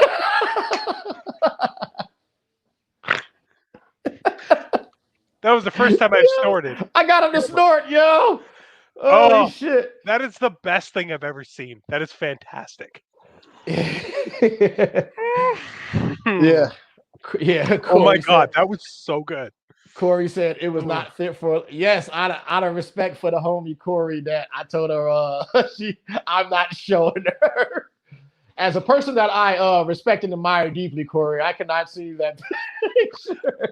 I am going to delete that picture. I am not going to be responsible for sending that to anybody. Just so we're all aware, I am not taking any responsibility for that picture. Oh man. I'm just happy I saw it. That's it. Oh my Oh god, man. this turned into a lot more than I thought it would. This is fantastic. So what I will do, Corey, is when the world finally opens up and we get reptile shows back, I'll keep it on my phone and I'll show you on my phone. Boom. So yeah, man, that's the this year was a gift and a curse for that too, man. Like I'm glad a lot of people are coming out and opening up their social media and doing YouTube. And it really to me took the place of not having reptile shows. You know, I had so many plans. I don't plan on buying anything for shows. Like I'll go into that later as to why I don't really buy anything for reptile shows. But I love to go for networking and just hanging out with my friends, you know. So and this is, I mean, it's not a good substitute, but it will suffice for now until things get back to normal. So two things. First, D's balls and exotics. Shit, I need to go smoke. I need to get on Chris's level. I didn't realize I was. Anyway, that's all good. We'll just go past that. But I'm going to be one of those people that says that YouTube for me probably came from the lack of all that actual social interaction. Yep. I know it happened a lot later for me than probably a lot of people on YouTube who jumped in April and May and June right after COVID. But mine was more it took a toll over time, right? And I was like, I can't. I'm trying to find the words for it, but I can't just not have interaction with these people that I've formed some sort of relationship with, whether that's just a basic friendship or even just knowing someone. And working for Billy and working at his booths really filled that void for a long, long time, right? Because I don't know if many people know, but I generally didn't work for Billy at the expos. But then I would show up to the expos and end up working his table because Billy would disappear and I'd feel bad because I didn't want to see all of his stock stolen. And I think that was his fucking plan the whole time. Yeah, he got you. Pretty sure. But it was also really cool because I got to meet a ton of people and talk to a ton of people and meet a bunch of people that I would never normally know. It's fine. Toby's fine. Yeah. All right. Thanks. But not having that since February of this year, it's been. You can leave them. Sorry, the wife's trying to scare a cat out. One of the many. Love you too. Sorry about that. But that was my big social interaction, especially in the community. Like that kind of kept me going for a good portion of time. And then not having it for a while, just being at Billy's and seeing the odd person that would come in, I'd be like, oh, that's cool. And then I'd harass Corey Wilson Martin. Oh my God. Corey Martin. She gonna kick your ass. I'm just gonna kick her out of this. I'm just gonna kick her out of the chat so she can't say bad shit about me. This is my last drink, by the way. But no, basically, I would just talk to Corey Martin all the time and just harass her with pictures and anything I could think of, and that was doing it for me for a while. But no, it sucks. This year sucks. I don't know if you have expos down where you are, but we have none. Oh no, we're in California. California. The only thing that's still open is our governor's winery, and that's it. Because he's a cunt. That's it. Hey, Baller's Garage. I just followed you back, man. There you go.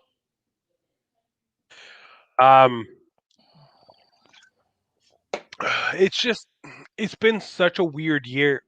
Mostly because I've met more people this year than I think I've ever met in this amount of time in my entire life. Yep. But I've also been completely unable to um, actually meet any of them. You know what I mean? It's been Yeah. so fucking strange. So, yeah, Dawn at Pear Tree. I know, March was a man. long time ago. Yo. The last time I saw Dawn, other than on Billy's podcast when I was there, Hmm. um, I think it was March or February. There might have been a March Expo I missed, but um, and it sucks. Like all of our snake friends, that's where we would hang out, and it's the same for everybody. But Hmm. Yeah, it's crazy. Yeah, it's like some of my best friends, and especially not even just with ballpark. Like I talk to people every day. Never met them before in real life. Never. Like find out that Jakendo from Secret Ball Pythons is essentially a clone. We're like the exact same person, but one grew up in Texas and one grew up in New Jersey. Like we're both in the martial arts, both played sports, both used to breed pit bulls, and we both love ball pythons and a lot of the same different morphs. So, Corey, I told you Corey gonna kick your ass.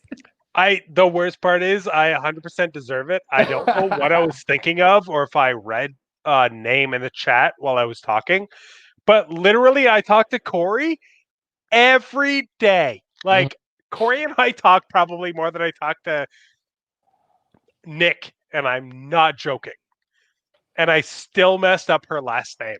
So I 100%, 120% deserve to have my ass kicked.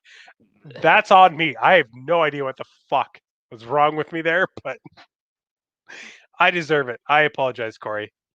Dude, did you see our live we did like at lunchtime a couple of days ago? I caught a tiny bit of it, but unfortunately, because of the timing, I couldn't. I wish I could. I was at work, but yeah, literally two of my favorite people went on a live, and I was like, how can I figure out how to watch this? Man, the Didn't way work the, out. the way she can carry a conversation, I'm definitely having her on the YouTube channel because I don't have to say. I could just like put out something and then we can just go. Like it was seamless, man. I'm like, man, I gotta have Corey on the channel, man, because No, honestly, Corey is one of my favorite people in this yeah, she's fucking. entire hobby. Um, it's funny because obviously she doesn't do a lot of YouTube or anything like that, but she's so good on camera. You know what I Yeah, mean? Like, so um, I was yeah, talking to her today about Corey, you're fucking up, Corey. Get that channel popping. Stop playing. it, or like, even if she doesn't want to do normal YouTube, even lives like this are fantastic sources of Yeah. information. But um, I told her today, I was like, listen, because she messaged me and she was like, hey, if you're looking for somebody to fill the spot for tonight, I can't do tonight because she had some stuff going on. But she's like, let's do one. I was like, man, let's do next week. And then I was like, oh, actually, sorry, I have somebody that's kind of waiting in the wings for next week. I'm waiting for confirmation, but like the sooner I could have Corey on, the better. I think because I honestly think Corey needs to get her face out there and get um, her knowledge out there so people understand how in it she is and how knowledgeable she is in the hobby. You know what I mean? Like, For real. And just like, it's just always great to get your face out there too. It's not like she's a fucking dog. She's actually cute too. So I don't she shouldn't have any fucking like being self-conscious about it and stuff like that. Get on the screen. Quit being a little bitch. I Now, don't. challenge Corey, what? She's gonna kick my ass too. It's all right. We can both just sit back and take it, I guess. Yeah, man, No, shit. it's really nice too because Corey actually reached out to my wife, so they chat occasionally, and Mhm. um, they're kind of friends, I guess now, which is really really cool because I don't have a lot of people that have kind of Cross broken the that. yeah. I don't really know how to get that across, but kind of Yeah. broken that barrier from professional to Yeah, to personal. personal. Yeah. Yep. Yeah, so I think it was Corey that reached out to begin with, but yeah, it's really really cool to kind of have that. And Corey's a great friend, so um, I think if anybody's not following Corey, go follow Corey Martin Reptiles on Instagram right now because this year is going to be huge for Corey. She's going to make some really cool stuff. Um, yeah, and she also has a giant crush on my wife, which is totally fair because my wife's hot as fuck. Hell yeah, Oops. that's crazy. Um, Who else? anyway, we've kind of gone way off the rails here.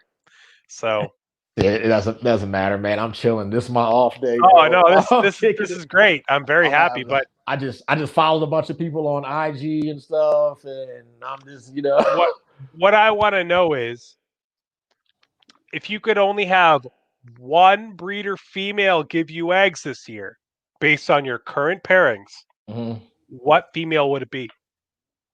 The bitch that don't want to eat or breed the fucking Are you pairing her though?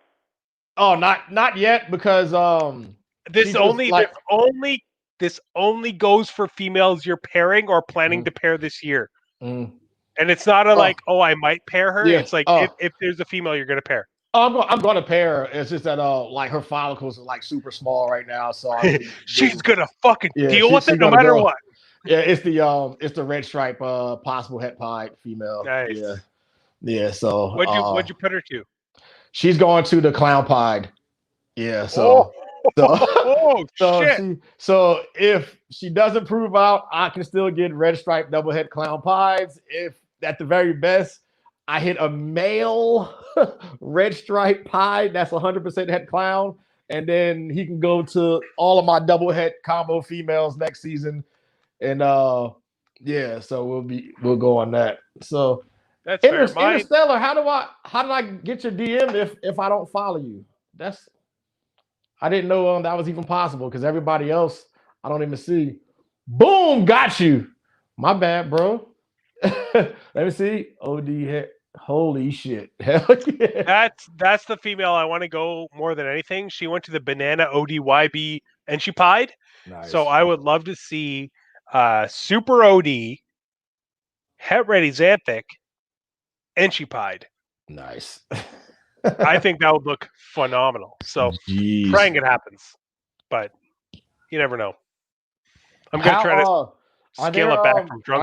are there het red pies now? Het ready xanthic pies? Have you seen Yeah, it's just like Cine or Black Pastel pieds. It's Okay. in the same complex. It's mostly So they're high white then? fuck. It's at Nick's, but yeah. So we have a pastel red xanthic pied. She's at Nick's, but yeah, it's just the head. But Okay. I think getting Enchi into that will really help. But the same as Cine and Black Pastel. I mean, you can Okay. always get lucky and get some saddles, right? So Yeah. who knows? And I know Nicole Lyons up here is working a lot with Het Red pied stuff. But I don't know. Did you see my post a couple days ago about the massive ovulation I got from my one girl? Yeah, I saw that. Yeah. Yeah, it's from this girl right here. So she went to the same male, Nice. and yeah, she's huge. Like if she doesn't drop me at least 8 eggs, I'm gonna be very concerned. Do you guys have green pastel up there? Is that like that's similar to Het ready xanthic, right? Yeah, so Yeah. Lori, green pastel, Yeah. lace blackback, het red. I think they're all the same thing Okay. personally. Nice. I haven't seen any green pastel itself up here. I'm sure it's here somewhere, Mhm. but I haven't seen any. So you get Hurricane Clown stuff yet, or are you thinking about doing that yet, or are you in the Hurricane ain't shit but blitz and tricks? I love Hurricane. I love Trick. I love Blitz. I honestly don't care if they're the same or different. Yep. I don't have any. Well, I'll put it like this, Mr. Chris. I have 7 different chances to hit visual hurricane clouds this season. So I don't plan on letting go any of the females, and I'm gonna move some males. So I'll I what mean, what if I hit a leopard pied het DG female? Would you reconsider? yeah, we do a swap. I'm easy, man. No, So honestly, we invested a lot of our money into this dude this year. And when I say a lot of our money, I mean every cent we ever had. But it's our stranger. stranger boy. Yeah. Ooh, nice. Pastel, leopard, possible yellow belly stranger. Well, since we showing off strangers, let me see. Oh, Antoine's getting No, fancy. I'm not gonna sit on my hand for 10 minutes and then make it numb and then show it. Like, Look, it's blue. No. let me see what's going on here. And of course, you're going in the shed. Doesn't it always? So this isn't a stranger, but we're going to talk about this real quick since we talked about it on the last time. I'm happy to talk about it. So, cue the lady from the Hunger Games. That is mahogany. No. So apparently Wilbanks claims to have proof that it's the same thing, and that's who. I don't know if you heard about that, but there's going to be talk that Michael Wilbanks said he has proof that it's the same thing. But if the proof that it's the same thing is meaning that when you put a stranger and mahogany together, that you get a dark snake, that really doesn't prove that it's the same thing. Yeah, it's not. That's not proof to me. I've been saying it since we picked this boy up. That it's weird because like a very high expression mahogany seems to me like a very low expression stranger. Right. But I've never seen a high expression mahogany look anything like a high expression stranger. Right. So I think they're close. Legitimately, I think they have something in common. So whether that means it's allelic or not, but right. I mean, just like look at cinnamon and black pastel. I can have 2 morphs and combos together next to each other, and I can sit there and tell you, okay, that's a cinnamon, blah blah blah. That's a black pastel because I've been around the morph so long. I know that with cinnamon stuff, you have on the sides how it has like the little waves and stuff too, and the flames don't go. And they look. It's a lot different, but you put them together, you get an 8-ball. Sometimes the 8-ball will grow up, it'll be 600 grams and still jet fucking black. Sometimes you get a super black pastel, that thing will get 300 grams and start to brown out. You know, it all depends, man. That's just how it goes, man. And and let's just say it turns out like to be like really, really similar down the lines and things like that too. There's still difference in quality. So you're gonna pay for you're gonna pay for like a lot of the stranger stuff, how when you put it with pastel and things like that, the pattern separates and you have all that extra banding on the sides. Yeah, it just blows it out. It just blows it away too. And they look good, man. So you're gonna pay for the quality difference anyway. So I mean we'll see what happens. And just like and people in the stranger project, I understand how they feel because I'm in the hurricane project. So when people like, I joke about it too, you know what I mean? So like, I even made that track list, for the album Hurricane Ain't Shit But Blitz and Tricks, just joking about it. But I think it's different. And if it's not, who cares? Because I will put my hurricane stuff next to people who have blitz and tricks. And then, I mean, you decide what you want to pay for, you know what I mean? So if you want to go the cheaper route, go the cheaper route. That's just up to you. It's funny that you say that because the people that have come to me and giving me a hard time about investing in stranger, and it wasn't my decision. It was Nick and I. We talked about it at length, obviously, because it wasn't a cheap investment. But what I have to say is, if it ends up being the same as mahogany, I don't give a fuck. I still have a mahogany leopard pastel posse yellow belly hat clown. Like, that's still badass. Yeah. Whether it's worth the price tag I paid or not, I don't care. I believe in the project. I believe stranger is separate. If it proves out to not be, great. Show me a mahogany that does what that stranger looks like. Oh, she's going to the clown pie too because that's a pastel mahogany. That's sick. Head clown. That is 50, sick. 50% het pied. So I hate you. I hate you so I didn't know much. that till she came in. I got it from Breeder Circle, and you know how they do, like, I don't know if you got anything from them, but they have like the certificates with the parents on it. Mm-hmm. So the dad was het pied. So she's Oh shit. so she's pastel mahogany het clown, 50% het pied. Oh wow! If that thing So proves fucking yeah. clown pied, dude, you're laughing. And her belly is like orange, like almost ringerish, like the way where mahoganies aren't like that normally. So hopefully he gets his act together, and I have all kinds of stuff too. Or even with him, I might just say fuck it. And if I do get a red stripe pied head clown from his son, from the female, I might just wait and stick it to that so I can have some mahogany red stripe clown pieds, and just go from I there. don't blame you, man. Yeah, because I put a poll up there because I wanted to take her to the red stripe yellow belly clown, and people like, nah, man, just shoot for the stars, bro. I'm like, yeah, if I got a clown pod, you might as well, So, So my big problem right now is Nick and I stupidly agreed to make our first clown pied and not buy one. So I have a bunch of clown het pied stuff, uh-huh. and I have these things. This is one of them, which is double het clown pied. Like I have a bunch of multi-gene combo Uh-huh. double het clown pied. I don't know if that's going to pick up. There we go. Jeez. Double het clown pied, 50% het hypos. That's that we've made, because apparently I have no problem making hats, but just not the, don't want to buy the visual, but like this thing's nuts, right? Like just crazy. But I'm going to run into the problem where when all these females we've been buying and making hit size, what the fuck do I put to them?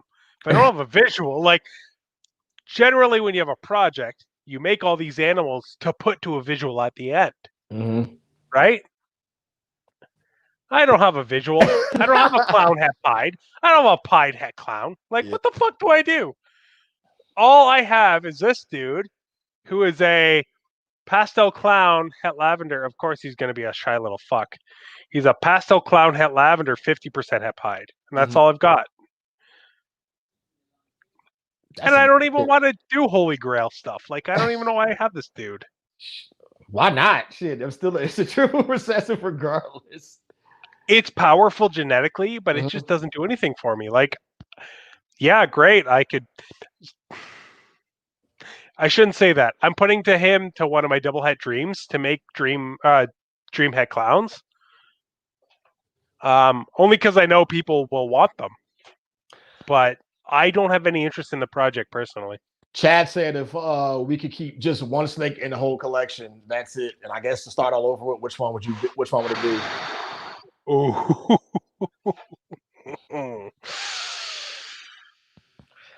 I'm telling you, man, you're gonna kill me for this, but my favorite snake that's here, even though it's nowhere near the most expensive.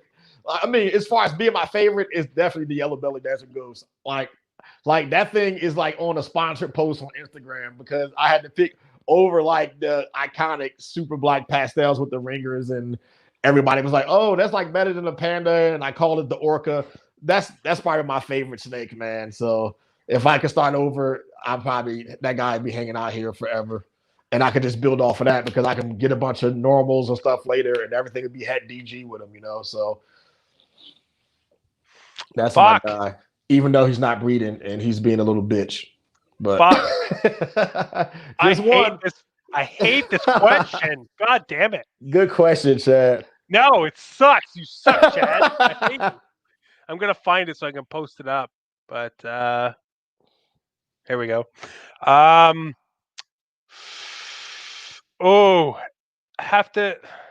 guess you don't have to revolve the entire new collection around it. It's just what you want to keep back, right? Yep. That's how I took it. Fuck.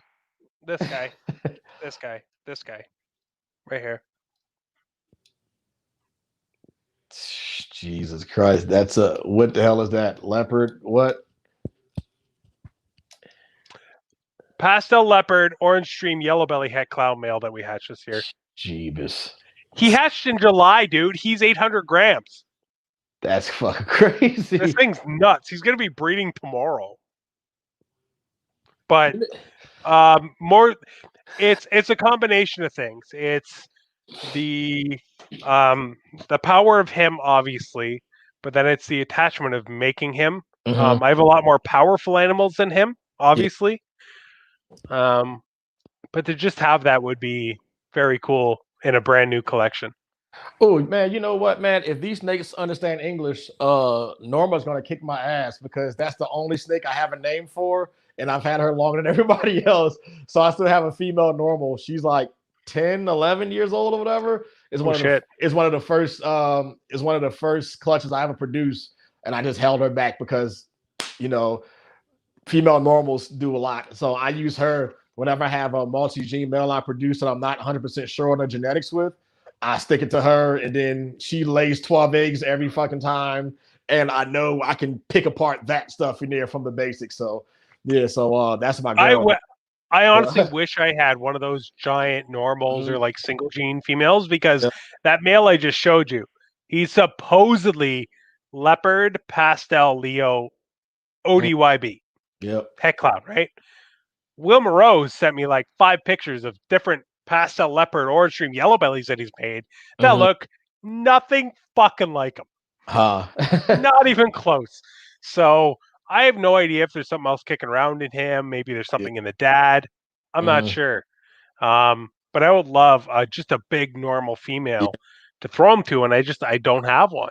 And I But can't, and that, I can't, and I can't justify selling her either because okay, an adult normal female, what, 150, $200 if you're lucky, but I make that like per egg. You know what I mean? Even if I like, if I take her to my asphalt het lavender male, at the very least to get asphalts, I got asphalt males and female. I got a 50% chance of hitting asphalt. That's all possible het lavender albino. yeah, and they're all 50% het labs, so Yeah, every asphalt you hit could be gold. right. So there's no way, man. It's not even worth Yeah. selling. Like I still got a het pie back here that's been kicking it forever, you know. And if okay, you sell her for what, 150, $200, but I made like 4 black pastel pie females with her last season, and I sold them for almost $1,000 a piece. Even if So, you hit one, yeah, even if you hit one, it's yeah, hard to so justify getting rid of her, right? Like yeah, so like it's if it's it's a tough thing, but the where I'm at right now, when I got back in, it was almost the same time as when I started working for Billy again.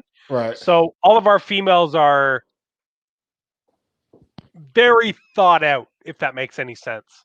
So I yeah, don't have any of those like, oh, I got a big normal female. Like I wish I fucking did. And if somebody posts up a 4,000 gram normal female, I'll probably grab it. yep. But nobody sells them because, for a good reason, right? Dude, Like I have a 4,000 gram Volta het clown female, and Billy guess how has a Volta pie that's like 6,000 grams. many clutches I've had on her since I've had her. Oh fuck! She's been I just so the and she was the main reason why I got the ultrasound too, because I cannot catch her during her time. Like you'll see, like she'll do the bowl wrapping, she'll like see different parts of the tub, and she'll have all the signs when she's ready to go. Boom, reabsorbs. Oh fuck! Can't just and I'm like, oh, that's why they sold her. This is why they sold her. And You it know? always makes me wonder if there's just certain females that are just not able to lay, or She if you just got she unlucky. she's proven. She's Oh proven. fuck! Apparently, she's proven it many times over, according to where I got it from. Interstellar. I'm confused about your question. It's like I'm just playing. What do Uh, you mean? as a I morph itself, I I think love confusion. is it the same as acid? Yeah, probably. If it's the same as acid, then I'm on board, man. Because one of my old mentors showed me some acid stuff, and I was like, sold. So if it's anything like the acid project, I'm for it. So I guess maybe in the future, if I get somebody with some confusion stuff, I can do some trades on and kind of Do you add want into to a bunch of see stuff. my leopard confusion pastel yellow belly 50% head clown? Oh hell yeah! 1 sec.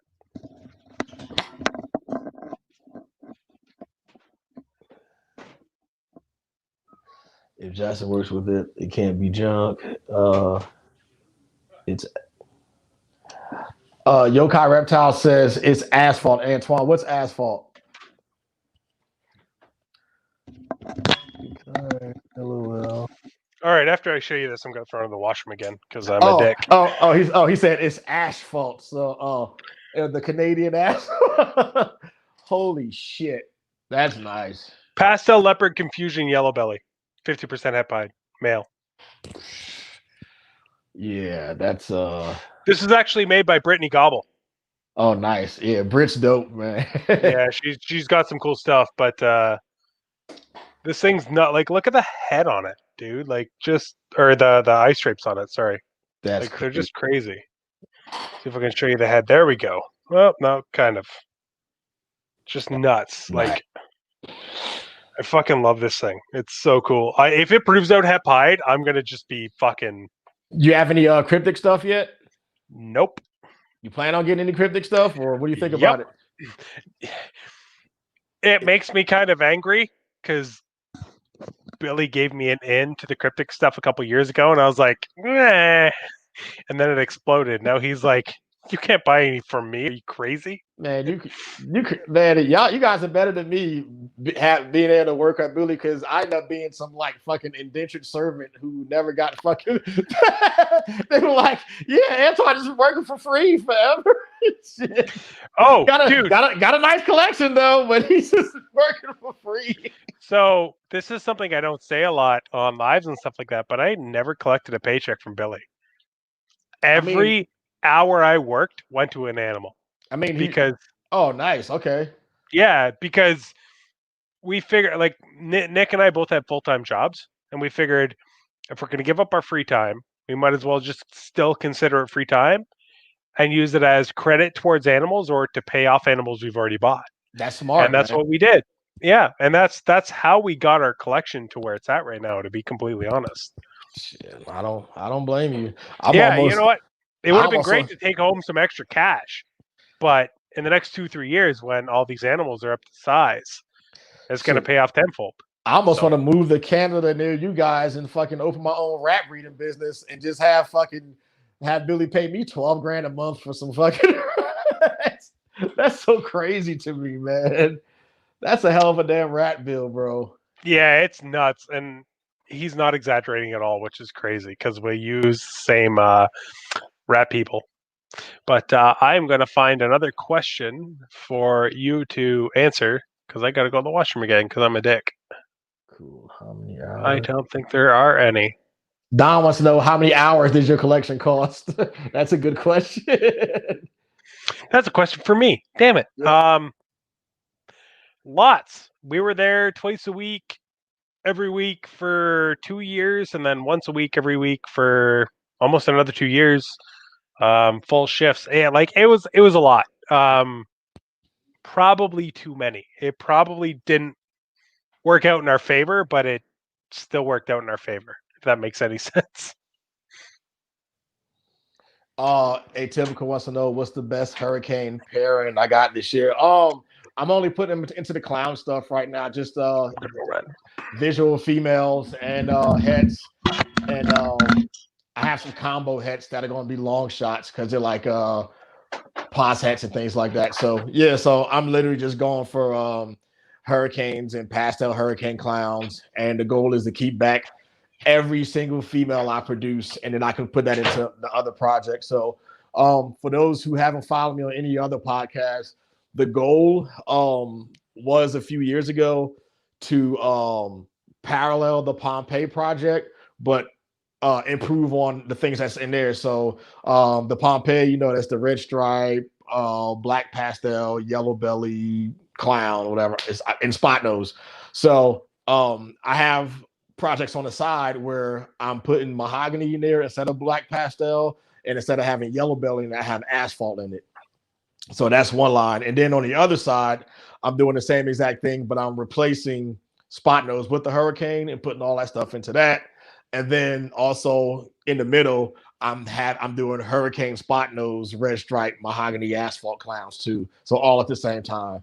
So just trying to do that and kind of see how that folds. But all the other stuff I'm putting in between there, a lot of that stuff is like possible het pied too. So I might mess around and hit, some other crazy stuff that's also pieds as well. So yeah, so that's what I'm doing with that. Grab a drink. What's the best hurricane combo? Get some yellow belly into those hurricane clowns. Yeah, for real. I'm putting asphalt into them. So um, yeah. So that's the goal. I mean, just not really trying to like. I love watching people like produce stuff, but unlike a lot of people that's out there, which works for them. I mean, it's no shade at all. People who like to chase the projects and try to get them on there too. But a lot of people don't realize though when Justin premieres something, he has stuff in the tuck that's already ready to go. That's already better than that. So when you see something like the Super Mario stuff the day that he posted, I guarantee you he has the Luigi Desert Ghost in the background, or like the Princess Peach or whatever like that too, where he's got the Super Mario Peach gene with it. That's already a clown and a Desert Ghost too. So when people get ready to take that stuff, he's already running away with it just because he has the animals in the space too. Uh,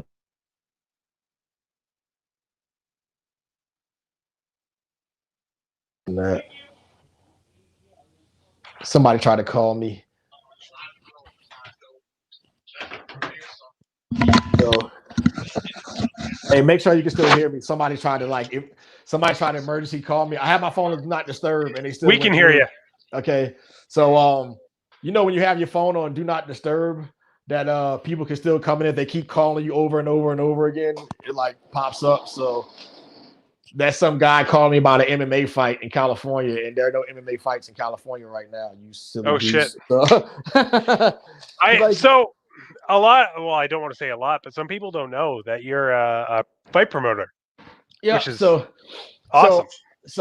I started out when I was younger. I competed in Muay Thai, and I'm a black belt in karate, and I actually boxed too when I lived in Florida, and I'm a brown belt in Brazilian Jiu Jitsu. So I had a gym here in town, and then when the COVID thing happened, the lockdown started, so I decided when my lease was up to move my gym to my garage. So it's literally just a 40 by 20-foot garage, and now I have like 80% of my clientele, but I have no overhead now. So all that money I was spending now is getting spent on fucking snakes. That's so so, fucking awesome, man. It's so so fucking cool. yeah, so now it's just kind of put the money aside. So now when I call people about snakes now, I'm like, hey, I don't want them to put any money down. Here's the money right here. Send this bitch to me tomorrow. Boom, let's get it. So that's the Is it goal. too Once, late to send out tomorrow morning? yeah, can I get it tomorrow morning?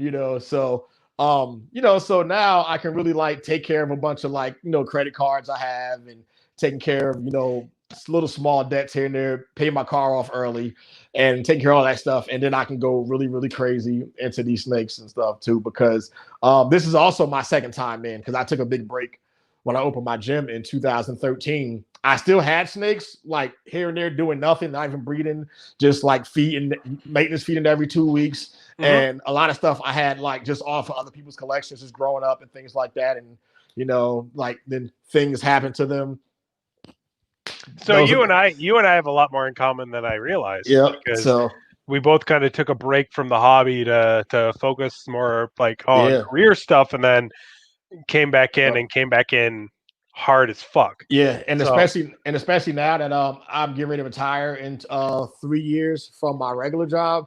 When I was in the Marine Corps, my main job was I maintained the Harrier, which is like the plane. I don't know if you say it's a one-seater fighter jet that hovers. mhm. So they use Yep. them on it's a short takeoff, vertical landing. So I've been 20 years on that now, and Wow. I just think that now that my youngest just turned 16, she'll be 18 in 2 years. All the kids are out on their own, doing their own thing. And the only reason why I kept a regular job is to make sure I was responsible and took care of them the way they needed to be. So I wasn't struggling with a martial arts gym with a bunch of Yeah. like iffy people. And then I didn't want to have my children's well-being relying on whether or not I don't lay slugs on the fucking puzzle project this year. So you're So you're telling me that you ran a full-time career, then ran a backup career running a gym, and then yep. ran a second backup career doing all of what you do behind you. And I'm the matchmaker for an amateur fight promotion. I'm the backup That's matchmaker dude. for a professional fight promotion.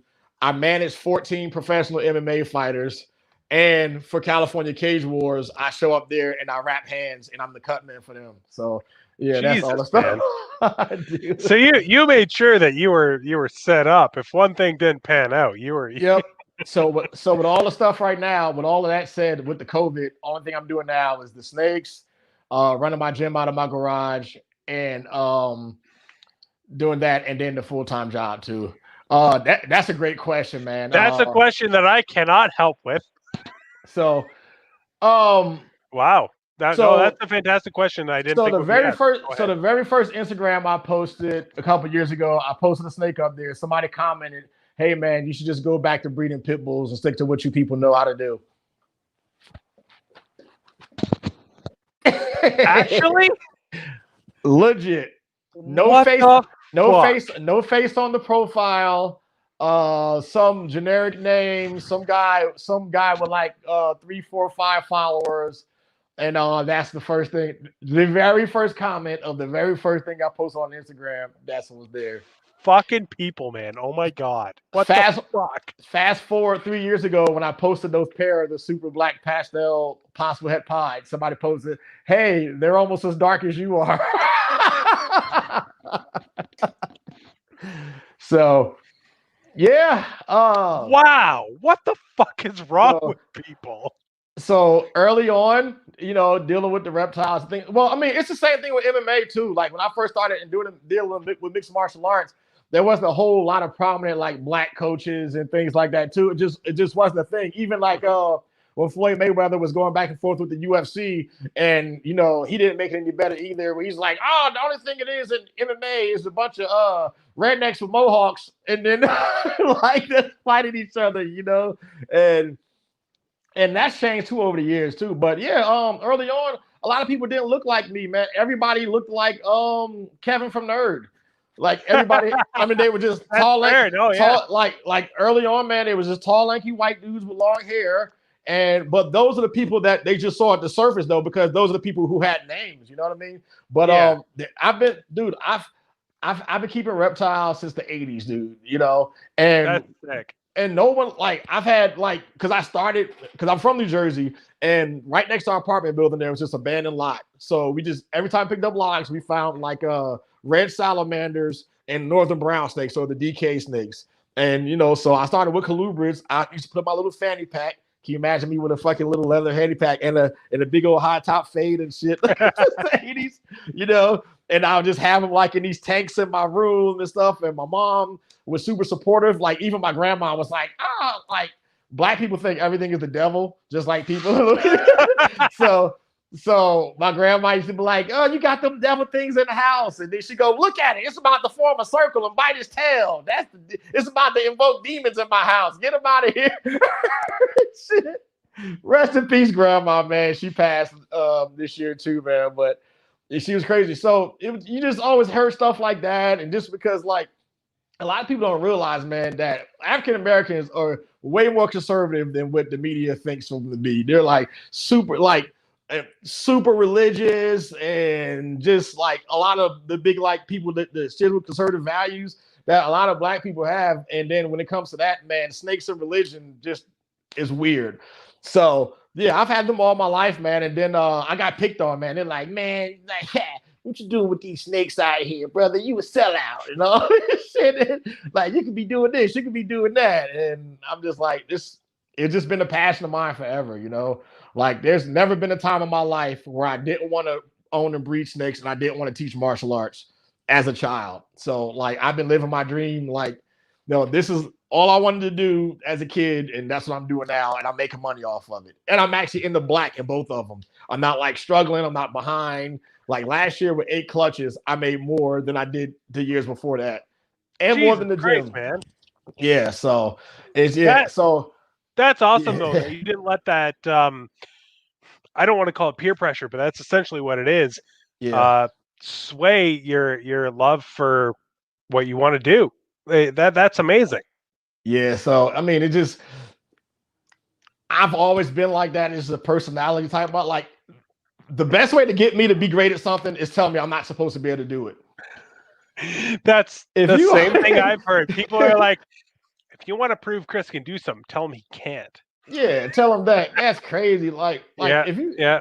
I'm the like, same way, if man. I'm the are same way. you really putting like a race or demographic behind something and say that like, oh, only white people have the monopoly on reptile breeding?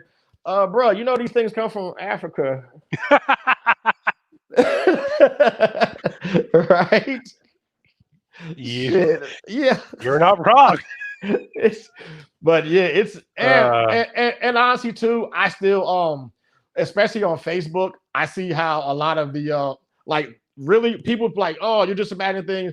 I see how black breeders are treated on the forums compared to everybody else too, especially like black female breeders. Like I see for some reason, like they'll post up like when Precious Robbins would post something on Facebook and people would just go in on her for no reason. They just mhm, jump on her like, and I'm like, what the hell? You know what I mean? Like she, like someone's arguing with her because she posted a snippet of her YouTube video, and mhm. it was mad at her because she didn't post the whole entire video on there, or whatever like that. And then somebody was like, and then during the comments, somebody was like, yeah, see, like this is why we don't deal with black people now. And I'm just like, fam, like what the fuck? Dude, her posts are fucking awesome too, and she's such a nice person. Yeah, she is, man. I She's can't believe people pull that shit still.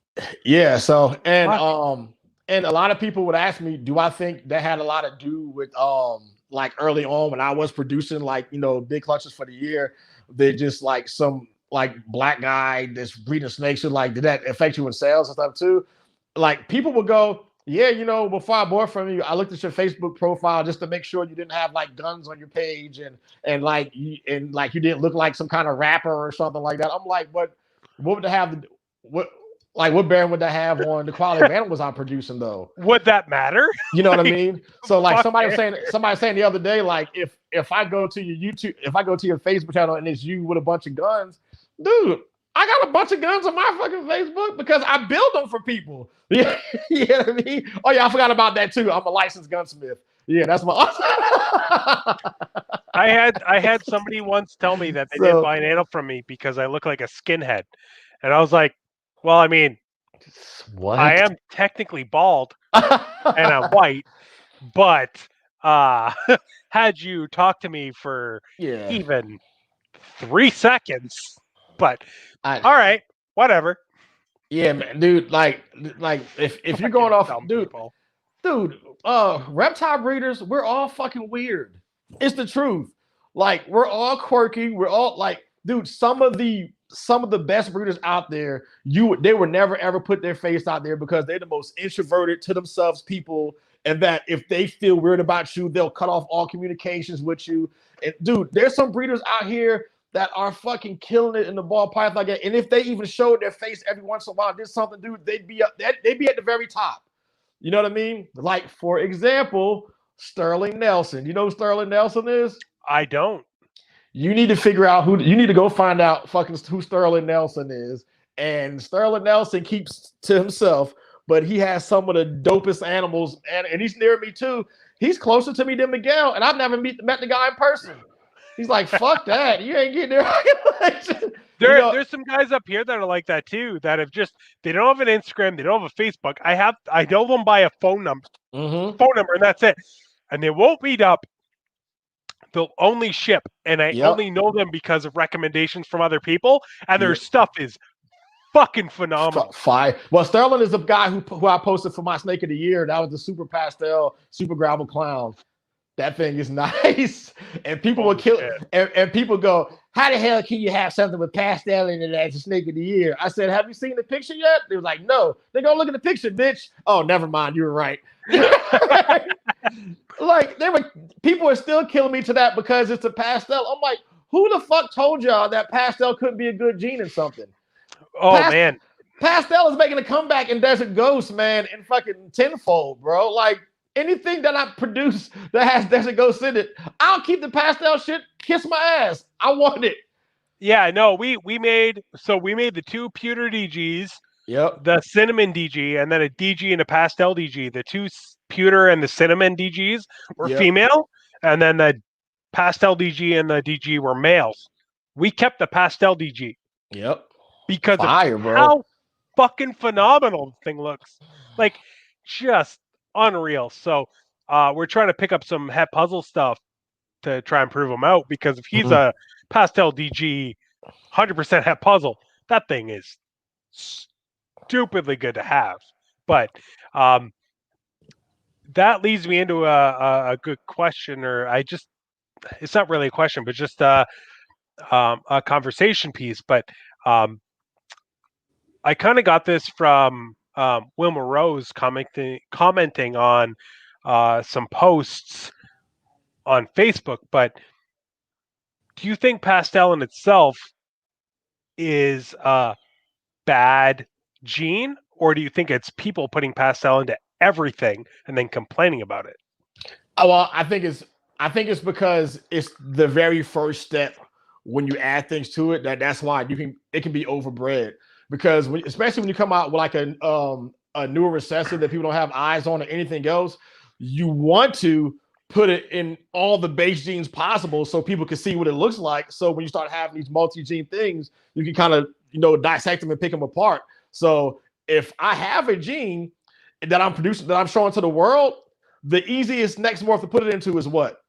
Pastel, because you Yep. can get past, so if I have a gene that I've been dinkering with for years and I'm confident it's either like incomplete dominant or recessive or what have you, it's a lot cheaper to get a pastel, put it to them. Pinstripe, put it to them. Spider, put it to it. Even though people shit on Spider now because some fucking 15-year-old decided to talk about Spider online stuff too. I got Spider stuff up there that's never wobbled. I got clown shit that fucking looks like the fucking. Yep. I got some clown shit that you were like, is this a spider? No, you would think. It's just a random thing. I mean, I'm probably not going to breed it, but I mean, it's a good looking snake. So Honestly, my genuine opinion on pastel is it's on the breeder to put yeah, pastel into what it should be put into. yep, I made a bunch of pastel lesser leopard combos this year. all right. That's a phenomenal combo Mm-hmm. for pastel. They age incredibly well. Um, but if you put pastel into just a normal, Yeah, like a normal pewter, it'll look great when it hatches, but yeah, it'll probably not look great when it ages. I have a pastel lesser leopard visual clown. That dude looked phenomenal when it hatched, but as a adult, it's not the greatest. Um, so you got to pick and choose. This cat is just too much right now. I was gonna show you my adult pewter female, but as soon as I Get opened the out. tub, she started hissing at me. So I'm not dealing with her today. I know. I got bit on live one time, and I vowed never to. Here we go. Pastel lesser leopard OD het clown. Like you can't Nuts. tell me this thing isn't going to age Yep, well. that's crazy. Yeah, this thing's nuts. Yeah, I got a leopard pastave that's a hypo leopard pastave, and because the pastel is in there, the glowing from being hypo, it looks like it looks nuclear almost, it looks radioactive, and it's because of the pastel. You think Pinstripe is going to make a comeback, Chris? I Were think you this is a the good question for both of us, but were you were I you the were you the go who's the ahead. pin, who's the Pinstripe hater out of the group? There's someone here. Not me. There's someone out of you guys that used to like fucking. Was it Austin? It might have been. I love fucking pinstripe, man. I fucking especially in clown. Oh my god. I think pinstripe clowns are so fucking underrated. I heard ask Corey Martin for one of her lemon blast clown head hypo females she hatched. Mm-hmm. And I mean, she did say she would let it go at one point, but that was when export was shut down, and now she's changed her mind. But I think Pinstripe has a lot that it can still do. This dude here, sorry guys, I have to reach past the camera to get him. But this is the leopard past a lesser pin het clown male. Like this thing's nuts. Crazy. Yep. Like it's we joked around about that other snake I showed off being the monsoon, the fake monsoon. Oh This yeah, thing because Yeah, the pinstripe ticket. Yeah, like I only have pinstripe combo clown stuff just to make female pinstripe clowns. I mean, and that's fine because pinstripe clowns are unreal. I love pink clowns. I've had about 3 shots to make one, and I've missed each time. Mm. So That's my it's my tamale lady calling me. I think she's on the way or here or something. I don't know. I ordered some tamales earlier. I'm gonna have she gonna have to wait. I'm gonna have to hit her back. If she sells my tamales, I'm gonna be pissed, but I'll figure it out. Yeah, but so apparently Corey's calling me out for saying she asked me a second time, but oh the export was liar. still shut down. Corey, I'll send you the money now. No, I, honestly, those snakes that she hatched are some of the coolest pin combo clans I've ever seen, and I can't wait to see what she does with them. And I'm sure when she hits the clown hypo pin combo, I'll be harassing her nonstop. But um, if Yeah, I gotta I don't know where I was going with that. I apologize. oh, we're just talking about the pinstripe No, stuff the and pin, yeah, no, yeah, no, no. But I was saying the pinstripe hypo clown. Like I had a yeah, train of thought and I just lost it.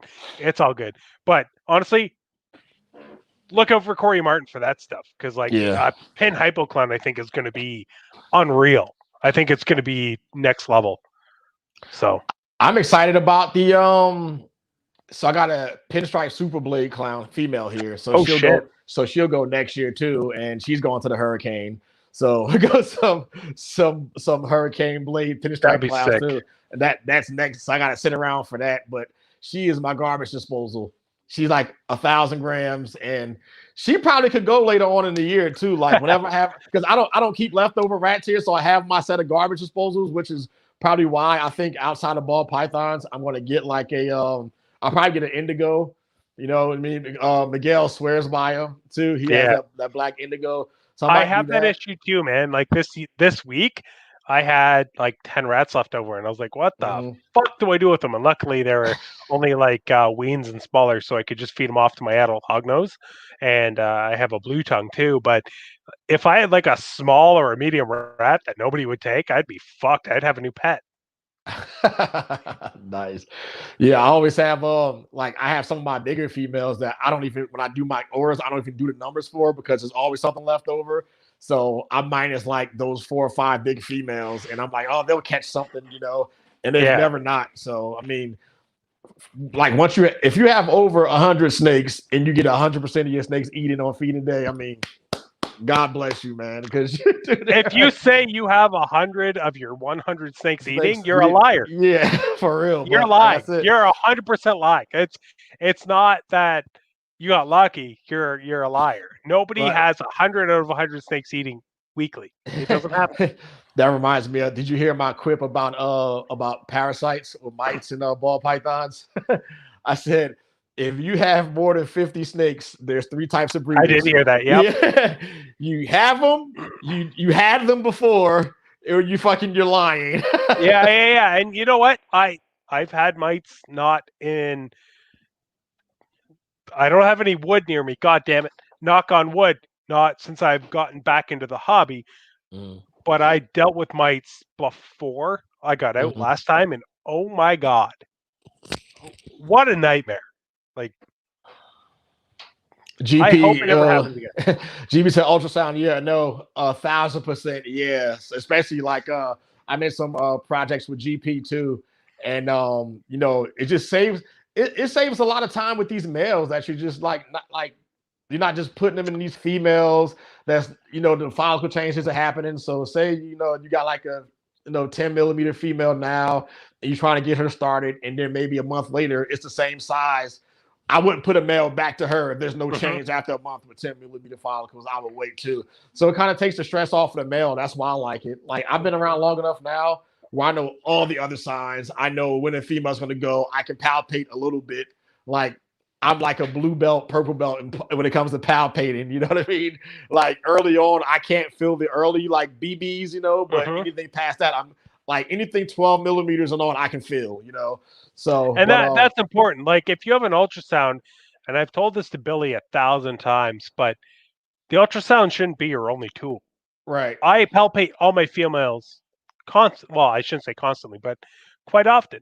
And I'll only ultrasound when I'm like, I'm not too sure. Maybe they had too big of a meal this week, so I'll Uh-huh. check them. But I can do most of it without an ultrasound. Period.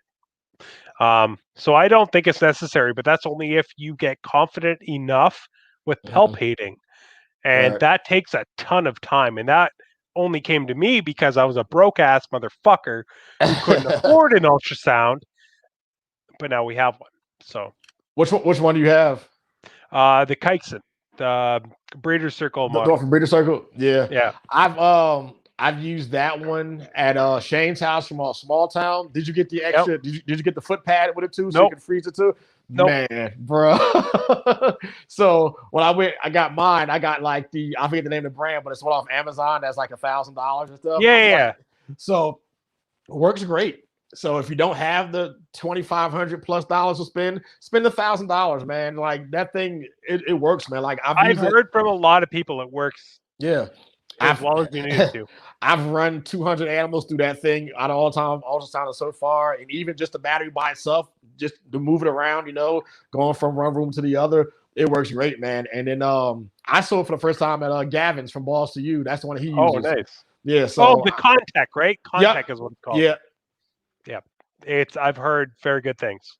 Yeah, so I mean, I saw him use that, and I was like, man, if he's using that, like, I'm not above, using that shit too, because Gavin is one of the guys. I've been following him for a long time too. You know what I mean? And Yeah. and then I learned a lot of stuff from his page too. So, We yeah, it's a great product, man. I would have so we were gonna buy the Contact, but then I found a way to get the Breeder Circle one for about 60% of what they sell theirs for. Oh, nice. And comparing the specs, I was like, oh, I should get this one. So we just went for it.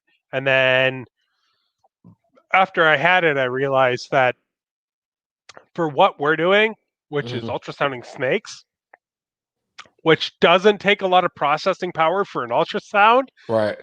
probably shouldn't have bothered spending the extra money because realistically, you're not going super deep into an ultrasound and you're not looking for a lot of definition. You're just looking for follicles. You're Right. looking for circles. You're not looking to see a fucking face on a baby in a mom's tummy, right? You're just looking Yeah. for circles. So, I think both are great products. I think if you can't afford $2,500, the Contact is a fantastic unit.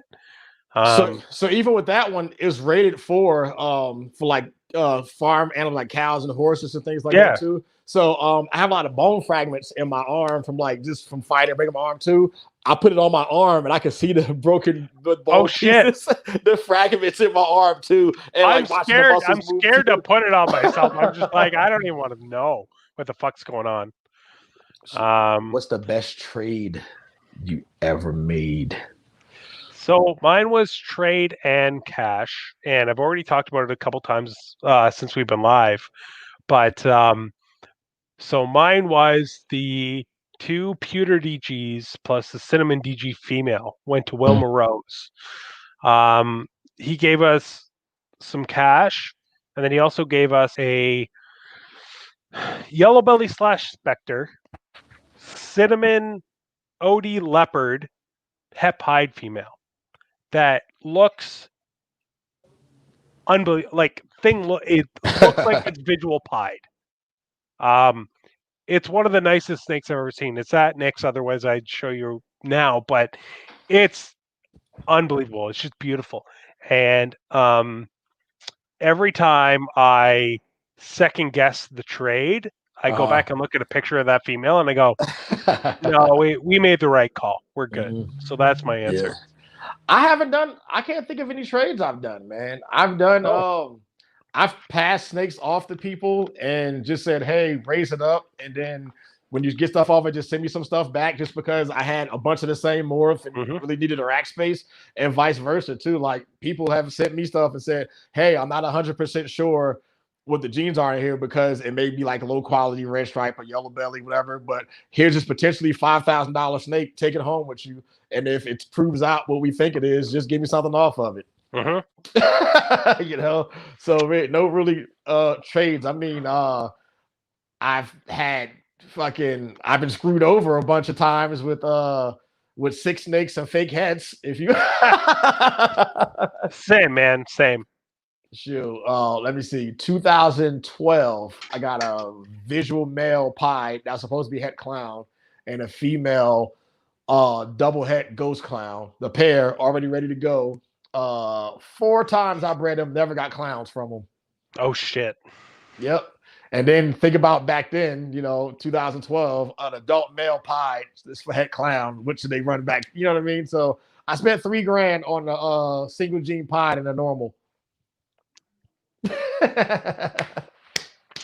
That's brutal. This year, 2,600 on a inchy banana clown het pied male. He died 3 weeks after I got him. Fuck. And the guy has me blocked on everything. Oh my god. That's fucking brutal, man. I mean, I can't. I mean, I could drive 6 hours north and go find him, but then I'm going to jail. So, but Casey Rowland, if you're watching this, go fuck yourself, and I'll find you.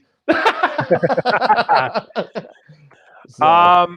Anyway, we're going on like 2.5 hours. So I think what I'm going to do is ask for any final questions, and I think we're going to end this up because I have not eaten yet, which is probably apparent by how drunk I am.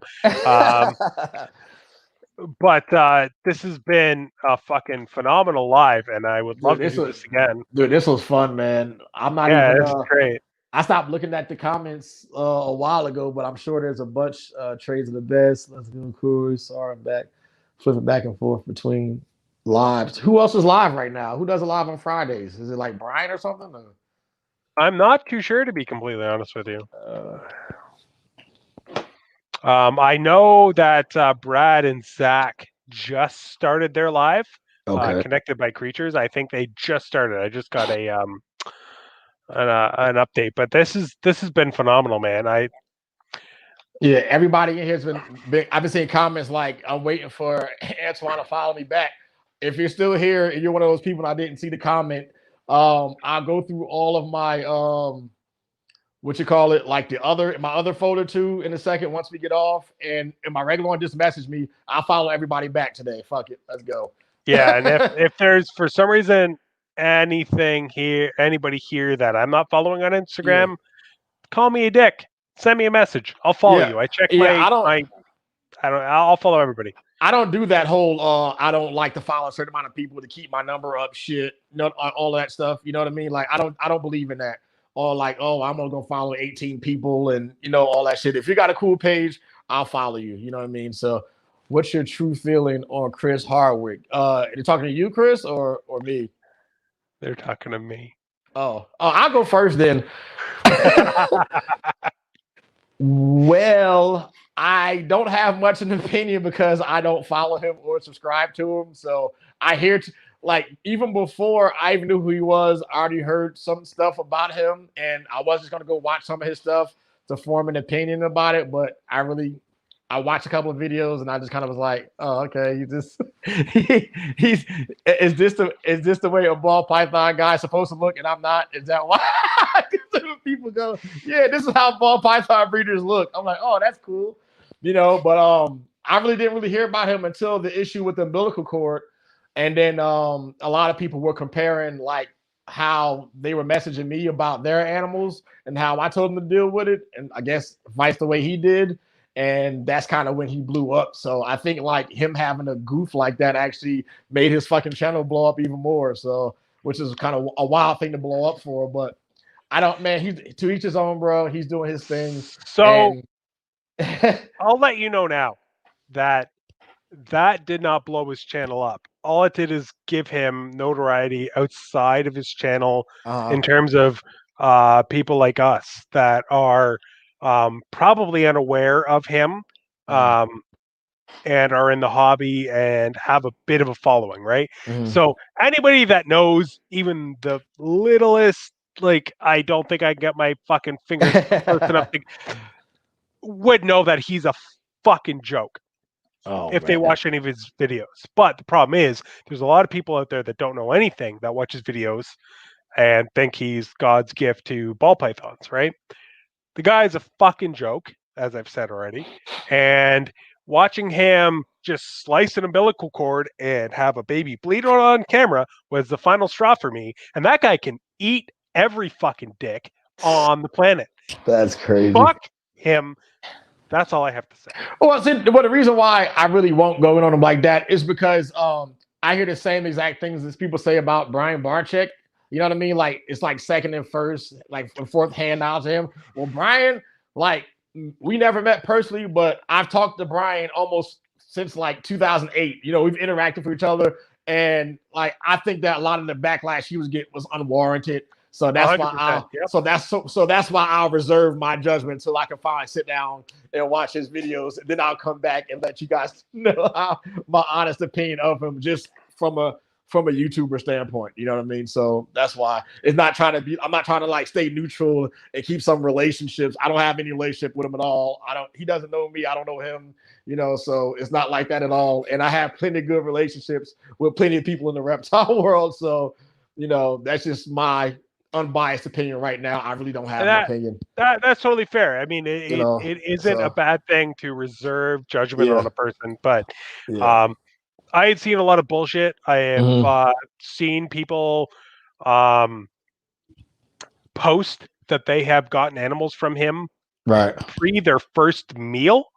Oh shit! Yeah, that's which and then he went on the record and said that he did do it, which already set like, and this is a couple of years ago. This already set me off on the not liking him train, and yeah. then the stories and the videos I've seen after the fact just did not help. And then I saw that one thing happen, which was him cutting an umbilical cord, which he didn't even need to fucking cut. If you saw the video, he could have just unwrapped it. I'll punch him in the face if I ever see him. I will punch him square in the goddamn face. I will give anybody $10 if they see him and not punch him. I will punch him in the face. I'm cringing. I'm cringing so hard because I can feel the screen being screen recorded right now, and this is being looped. And they go, "Hey, Chris, did you see this on the podcast?" I hope. No, I don't even hope. I don't even hope because I know he's already seen it because he's already blocked me on shit, and I've never messaged him, so somebody's already shown him. But I dealt with my first tied umbilicus, not wrapped. Tied. It was tied in a knot this year. I've never dealt with it before. This umbilical cord was completely tied, completely, and the snake was not absorbing any yolk. And now it's, oh my God, totally healthy and living and eating on its own. Nice. Heck yeah. Motley yellow belly hat clown female too. Like, it is crazy, man. But dude, man, I feel like that was a good question, man. But yeah, man, it's been 2.5 hours, bro. This shit just flew by because we were just fucking. But yeah, we really, fuck. But this is no different than my phone conversations, though. So that's why I have so much fun doing this, just chatting on the phone with friends about snakes, man. You're gonna regret giving me your number today, buddy. Nah, it's no big deal. No, I won't, man, because I think all the other people in the circle are tired of hearing from me. So as soon as I get your number back, I'm like, hey, man, let's do this. Oh, fuck. Yeah, I didn't even send you my number. I'll fucking text you as soon as we're done. So, cool, man. But yeah, man, I appreciate you having me on, man. Like I said, this is fun as fuck, man.